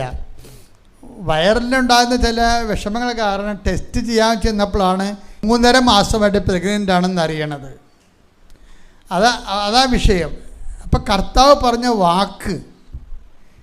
പറഞ്ഞ വാക്ക് എന്താ വെച്ചാൽ ഈ സർക്കിൾ ഇൻസ്പെക്ടർ ഇവിടെ ഒന്ന് പറയണ്ടേ, അതായത് ഇക്കാലങ്ങളിലെല്ലാം ഞാൻ ഇവളുടെ കൂടെയും ഞങ്ങൾ ഒരുമിച്ച് ഈ സങ്കടവും കൊണ്ട് മുന്നോട്ട് പോകുമ്പോൾ എന്നെ നിലനിർത്തിയൊരു വാക്കുണ്ട്. അതാണ് വചനത്തിൻ്റെ ഒരു പ്രത്യേകത. അതാണ് നിങ്ങൾ ഉടമ്പടി ധ്യാനം കൂടണമെന്ന് പറഞ്ഞതിൻ്റെ കാരണം വചനം എന്താണെന്ന് നമ്മുടെ ജീവിതത്തിൽ ചെയ്യണമെന്ന് വെച്ചാൽ നിലനിൽപ്പ് തരും. നിലനിൽപ്പ് വചനം മാത്രമേ തരത്തുള്ളൂ. അനുഗ്രഹം വേറെ, നിലനിൽപ്പ് വേറെ. കർത്താവ് പറഞ്ഞില്ല, നിങ്ങൾ എൻ്റെ സ്നേഹത്തിൽ നിലനിൽക്കുവിൻ. അതാണ് നിലനിൽക്കുക എന്ന് പറയണത്. പല ആൾക്കാരുടെ ഒരു പ്രശ്നമെന്ന് പറഞ്ഞാൽ എന്താണ്, അവർക്ക് അനുഗ്രഹം കിട്ടുന്ന കാലം വരെ അവർക്ക് നിലനിൽക്കാൻ പറ്റണില്ല. അതാണല്ല പ്രശ്നം. നമ്മൾ അണ്ടക്കൊണ്ട് വളം വെക്കേണ്ട കാര്യമില്ല. പല ആൾക്കാരുടെയും പ്രശ്നം ദൈവം അവരെ അനുഗ്രഹിക്കും, പക്ഷെ അനുഗ്രഹം കിട്ടുന്ന സമയം വരെ അവർ നിലനിൽക്കത്തില്ല. അവർ ദൈവത്തിൽ നിന്ന് എന്തെങ്കിലും ഏഷണി പറഞ്ഞാൽ, കുശുമ്പ് പറഞ്ഞാൽ, അടിയുണ്ടാക്കിയ, വെള്ളമടിച്ച, കള്ളത്തരം കാണിച്ച, ആൾക്കാരെ പറ്റിച്ച ഒക്കെ അവർ ദൈവത്തിൽ നിന്ന് പോകും. അതാണ് നിലനിൽപ്പെന്ന് പറഞ്ഞാൽ നിസ്സാരമല്ല. എന്തുകൊണ്ടാണ് നിലനിൽക്കാത്തതെന്ന് എന്നോട് ചോദിച്ചാൽ ഞാൻ പറയും, ദൈവത്തിൻ്റെ വചനം അവർക്ക് അറിയത്തില്ല. ആ വചനം ഉണ്ടെങ്കിൽ ഈ ക്യാൻസർ 4th സ്റ്റേജിൽ ഒരു വൈഫിനെയും കൊണ്ട് കഷ്ടത്തിൽ കൈ ഇട്ടുകൊണ്ട് നടക്കുമ്പോൾ ദൈവത്തിൻ്റെ വാഗ്ദാനം ആ മനുഷ്യൻ മനസ്സിൽ സൂക്ഷിക്കുന്നുണ്ട്. എന്താണ്? ഉടമ്പടി നിങ്ങൾ ഒരു കാരണവശാലും ദത്തെടുക്കരുത്, കർത്താവിൻ്റെ വാക്കിന് വേണ്ടി കാത്തിരിക്കാൻ പറയുന്നുണ്ട്. എന്താ അങ്ങനെയല്ല പറഞ്ഞിരിക്കണത്? ആ കുഞ്ഞിന് വേണ്ടി കർത്താവ് കുഞ്ഞിനെ തരും. അപ്പോൾ പക്ഷെ നമുക്ക് അത് ആ വാഗ്ദാനം വേറെ, അനുഭവങ്ങൾ വേറെയാണ്. അനുഭവം എന്താണ്? ക്യാൻസറാണ്. വാഗ്ദാനം എന്താ പറഞ്ഞിരിക്കണത്? ദത്തെടുക്കേണ്ട, കർത്താവ് കുഞ്ഞുങ്ങളെ തരുമെന്നാണ്. അപ്പോൾ വാഗ്ദാനങ്ങൾ ദൈവം വിശ്വസ്തനായതുകൊണ്ട് ഈ മനുഷ്യന് നിലനിൽപ്പിൻ്റെ വരം കിട്ടി. നിലനിൽപ്പിൻ്റെ വരം എന്ന് പറഞ്ഞാൽ എന്താണ്? അത് അദ്ദേഹം പറയുന്നുണ്ട്, എൻ്റെ നിലനിൽപ്പ് എന്നെ നിലനിർത്തിയത് ഈ 4th സ്റ്റേജ് ക്യാൻസറിലെ വൈഫിനെ ചികിത്സിക്കാൻ നടക്കുമ്പോഴും എൻ്റെ കർത്താവ് ഞങ്ങൾക്ക് കുഞ്ഞിനെ തരുമെന്ന് പറയുന്ന വാഗ്ദാനത്തിൽ ഞാൻ വിശ്വസിച്ച് നിലനിൽക്കാൻ കാരണം 2 Corinthians 12:9 ഞാൻ എപ്പോഴും പറയുന്ന വചനമാണത്. അത് അദ്ദേഹത്തിന് അഭിഷേകമായി കിട്ടി. ആ വചനം ഒന്ന് കേട്ടെ, ശ്രുതിക്കട്ടെ. ഹല്ലേലൂയ. എന്നാൽ അവിടുന്ന് എന്നോട് അരുളി ചെയ്തു. പറഞ്ഞു, എന്നാൽ അവിടുന്ന് എന്നോട് അരുളി ചെയ്തു, നിനക്ക് എൻ്റെ കൃപ മതി. ആ മക്കളില്ലെങ്കിലും ക്യാൻസർ ആണെങ്കിലും what you need my grace. നിനക്ക് എൻ്റെ കൃപ. അതാണ് ഇവർക്ക് കിട്ടിയിരിക്കണത്. അനുഗ്രഹമല്ല, കൃപ എന്ന് വെച്ച് കഴിഞ്ഞാൽ ഏത് കെട്ട കാലത്തിലൂടെയാണ് പോണെന്നുണ്ടെങ്കിൽ അതിൻ്റെ ആവിയും പുകയും നീ അഗ്നിയിലൂടെ നടക്കും, അഗ്നി നിന്നെ വിഴുങ്ങത്തില്ല, സന്തത്തിലൂടെ നടക്കും, സന്തം നിന്നെ മുക്കത്തില്ലെന്ന് പറഞ്ഞ പോലെ ഈ മക്കളെ ദൈവം ഇങ്ങനെ കൊണ്ടുപോവുകയാണ്. അവർക്ക് വിഷയത്തെക്കാൾ ഉപരി ദൈവത്തിൽ ജീവിക്കുന്നു, ദൈവത്തെയും കൊണ്ട് നടക്കുന്നു. ആ ദൈവം നൽകുന്ന ആത്മധൈര്യത്തിൽ അഭിഷിക്തരായിക്കൊണ്ട് ദൈവാനുഭവത്തിൻ്റെ ഒരു യാത്ര ചെയ്യുകയാണ്. ശരിക്കും പറഞ്ഞാൽ ദൈവത്തെ അറിയുക എന്ന് പറഞ്ഞാൽ അതാണ്, ദൈവം ഉദ്ദേശിക്കുന്നതും അതാണ്. അപ്പം ഈ മനുഷ്യൻ ഇതുപോലെ ഒരു സാക്ഷ്യത്തിലേക്ക് വരുന്നതിന് നിലനിൽപ്പ് എന്താ പറയണത്? നിലനിൽപ്പ് ഈ 2 Corinthians 12:9 എന്താണ്? നിനക്ക് എൻ്റെ കൃപ മതി. My grace is sufficient for you. Sufficient വെച്ചാൽ നിനക്ക് എൻ്റെ കൃപ മതി. അതുകൊണ്ടാണ് ഞാൻ എപ്പോഴും എൻ്റെ സഹോദരങ്ങളോട്, എൻ്റെ ശ്രോതാക്കളോട് ഞാൻ എപ്പോഴും പറയും, നിങ്ങൾ ഈ ബ്ലെസ്സിങ്ങിൻ്റെ സൂചി മാറ്റി കൃപയിലേക്ക് വെക്കണം. കൃപ പവർ ഓഫ് ഗോഡാണ്. ആ പവർ ഓഫ് ഗോഡ് വർക്ക് ചെയ്യണത് ബലഹീനതയിലാണ്. നമുക്ക് എന്തെങ്കിലും ബലഹീനതയുള്ളപ്പോൾ എന്താ സംഭവിക്കണത്? അപ്ലോഡിങ് ടൈമാണത്.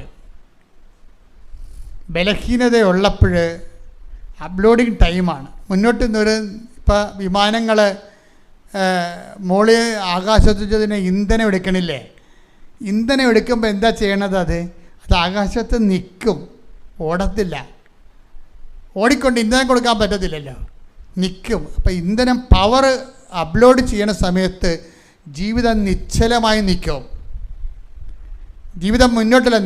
4ാം ക്യാൻസറാണ്, വേറെ പല പ്രശ്നങ്ങളും കുടുംബത്തെയും ജീവിതത്തിൽ നിൽക്കുന്നുണ്ട്. ജീവിതം മുന്നോട്ട് പോകുന്ന ജീവിതം നിശ്ചലമായി നിൽക്കുന്നു. പരീക്ഷയ്ക്ക് തോറ്റു, ജർമ്മൻ 3 പ്രാവശ്യം എഴുതി, വിസ വരണില്ല, നിശ്ചലമായിരിക്കുന്നു ജീവിതം. ഈ ജീവിതം നിശ്ചലമായിരിക്കുമ്പോഴേ ബുദ്ധിബോധമുള്ളവർ ഓർക്കണം, പവർ അപ്ലോഡിങ് ടൈമാണ്. നിങ്ങൾ ആവശ്യമില്ലാത്ത രീതിയിൽ നിലവിളിച്ച് ഈ വീട്ടിൽ കാണിക്കുന്ന അഭ്യാസങ്ങളില്ലേ, അത് എപ്പോഴും ഏറ്റവും അഭ്യാസങ്ങൾ കാണിക്കുന്നത് എല്ലാവരും കാണിക്കും. നിങ്ങളെ എല്ലാം പലരും നശിക്കാൻ കാരണം നിങ്ങളെ മോശം റിസൾട്ട് വരുമ്പോൾ നിങ്ങൾ വീട്ടിൽ കാണിക്കുന്ന അഭ്യാസങ്ങളാണ്. ചില ആൾക്കാർ 3 ദിവസം തന്നെ തലേണിയെ കമന്ന് കിടന്ന് ഭക്ഷണം കഴിക്കാതെ കിടക്കും. പിന്നെ വിശക്കുമ്പോൾ എഴുന്നേറ്റ് കഴിക്കുക, അത് വേറെ വിഷയം. എല്ലാ അഭ്യാസങ്ങളല്ലേ, ജനിച്ച കാലം മുതൽ കാണിക്കുന്ന അഭ്യാസങ്ങളല്ലേ. പക്ഷേ ഈ അഭ്യാസം നിങ്ങളെ വീട്ടിൽ നിങ്ങളെന്താ, നിങ്ങളെ കുറ്റപ്പെടുത്താതിരിക്കാനും ഇനിയും ബീറ്റുവിന് കാശ് വേണമല്ലോ. അപ്പം പറയും എവിടുന്ന് കൊണ്ടുവരാൻ, അവൾ പണിക്ക് പോകാൻ പറയും. അത് പറയാതിരിക്കാൻ അപ്പൻ്റെ വാപൊത്താൻ വേണ്ടി കമന്ന് കിടക്കണത്. അപ്പോൾ അപ്പം വരുമ്പോൾ അമ്മ പറയും അവളെ കമന്ന് കിടക്കുകയാണ്, ഭക്ഷണം കഴിക്കണില്ലെന്ന് പറയും. അപ്പോൾ അപ്പൻ്റെ മനസ്സ് ഇടിഞ്ഞ്, പെൺമക്കളാണെങ്കിൽ അപ്പം പിന്നെ എടി മകളെ വാ കഴിക്കെന്ന് പറയും. നമുക്ക് അച്ഛൻ കാശ് തരാവേ, ഇനി എഴുതിക്കുക. അതാണ് അവളുടെ ഉദ്ദേശം. അതാണ് കമന്ന് കിടന്ന് ഭക്ഷണം കഴിക്കാതിരിക്കുമ്പോൾ അപ്പം വഴക്കിടത്തില്ലല്ല. ഇവളിങ്ങനെ സ്മാർട്ടായിട്ട് നടക്കണേ അപ്പം പറയവേ നീ ഈ കുടുംബം നശിപ്പിക്കുമല്ലേ, ഇപ്പം 3ാമത്തെ എഴുത്തല്ലേ എഴുതണത്, 90,000 രൂപയായല്ല, എവിടുന്ന് കൊണ്ടുവരും എന്ന് ചോദിക്കും. അത് ചോദിക്കാതിരിക്കാനാണ് ഇവൾ കമന്ന് കിടക്കണത്. തട്ടിപ്പും വെട്ടിപ്പും കയ്യിലുണ്ടെങ്കിൽ നിങ്ങളെ അഭ്യാസം എടുക്കരുത്. ദൈവം ഇതെല്ലാം കാണുന്നുണ്ട്, അതാണ് കുഴപ്പം. ദൈവത്തെ അറിയാൻ പാടാത്ത കൊണ്ടും പരിശുദ്ധാത്മാവില്ലാത്ത കൊണ്ടും ഇങ്ങനെ വിക്രിയകളൊക്കെ കാണിച്ചുകൊണ്ട് കാര്യങ്ങൾ ഇതുകൊണ്ട് ഇരുട്ടുകൊണ്ട് കൂട്ടടച്ചിട്ട് കാര്യമില്ല. നിങ്ങൾ ഈ കാലം പവർ ലോഡിങ് ടൈമാണ്. നിങ്ങൾ മാത്രം ഈ ലോകത്ത് തോറ്റിരിക്കണത്. ഈ ജയിച്ചവരെല്ലാം ഒരു കാലത്ത് തോറ്റവരാണ്. ഇന്ന് ആരെങ്കിലും എന്തെങ്കിലും ആയിട്ടുണ്ടെങ്കിൽ അവരത് കണ്ണീരിൻ്റെ വിലയാണ്. എന്താ കാരണമെന്ന് വെച്ച് കഴിഞ്ഞാൽ നമ്മളെ സംബന്ധിച്ചിടത്തോളം ഒരു കാലമാണിത്. കല്ല് പെറുക്കി കളയാനൊരു കാലം, കരയാൻ ഒരു കാലം, ചിരിക്കാൻ ഒരു കാലം. അപ്പം കരയാനുള്ള കാലം വരുമ്പോൾ വിശ്വാസത്തിൽ ഉറച്ചു നിന്നുകൊണ്ട് കർത്താവിൻ്റെ നാമത്തെ മഹത്വപ്പെടുത്തിക്കൊണ്ട് പ്രത്യാശയോടെ വിശ്വാസത്തിൽ മുന്നേറാൻ വേണ്ടി ആ അവസരങ്ങളെ പ്രയോജനപ്പെടുത്തുമ്പോഴാണ് നീ വാട്ട്സ് സ്പിരിറ്റ്, എന്തരൂപിയാണ് നിങ്ങൾക്കുള്ളതെന്ന് ദൈവം ചോദിച്ചാൽ നമുക്ക് പറയാൻ കഴിയും സത്യമായും പരിശുദ്ധാത്മാവാണുള്ളത്. കാപട്യത്തിൻ്റെ, കള്ളത്തരത്തിൻ്റെ, ഉടായ്പിൻ്റെ ആത്മാവല്ല, ദൈവത്തിൻ്റെ പരിശുദ്ധാത്മാവുള്ളത്. അമ്മ എൻ്റെ കൂടെ ഉള്ളിടത്തോളം കാലം, അമ്മയും ഞാനുമായിട്ട് നമ്മൾ ഉടമ്പടിയുള്ളിടത്തോളം കാലം, അമ്മ സഞ്ചാരി മാതാവായിട്ടുള്ള കാലം, അമ്മ സമയത്തിൻ്റെ അധികാരിയായിട്ടുള്ള കാലം, ഈ ജീവിതത്തിൻ്റെ എല്ലാ വിഷയങ്ങളും ക്രിസ്തുവിനോട് കൂടെ നമ്മൾ ജയിക്കും. ശ്രദ്ധിക്കട്ടെ.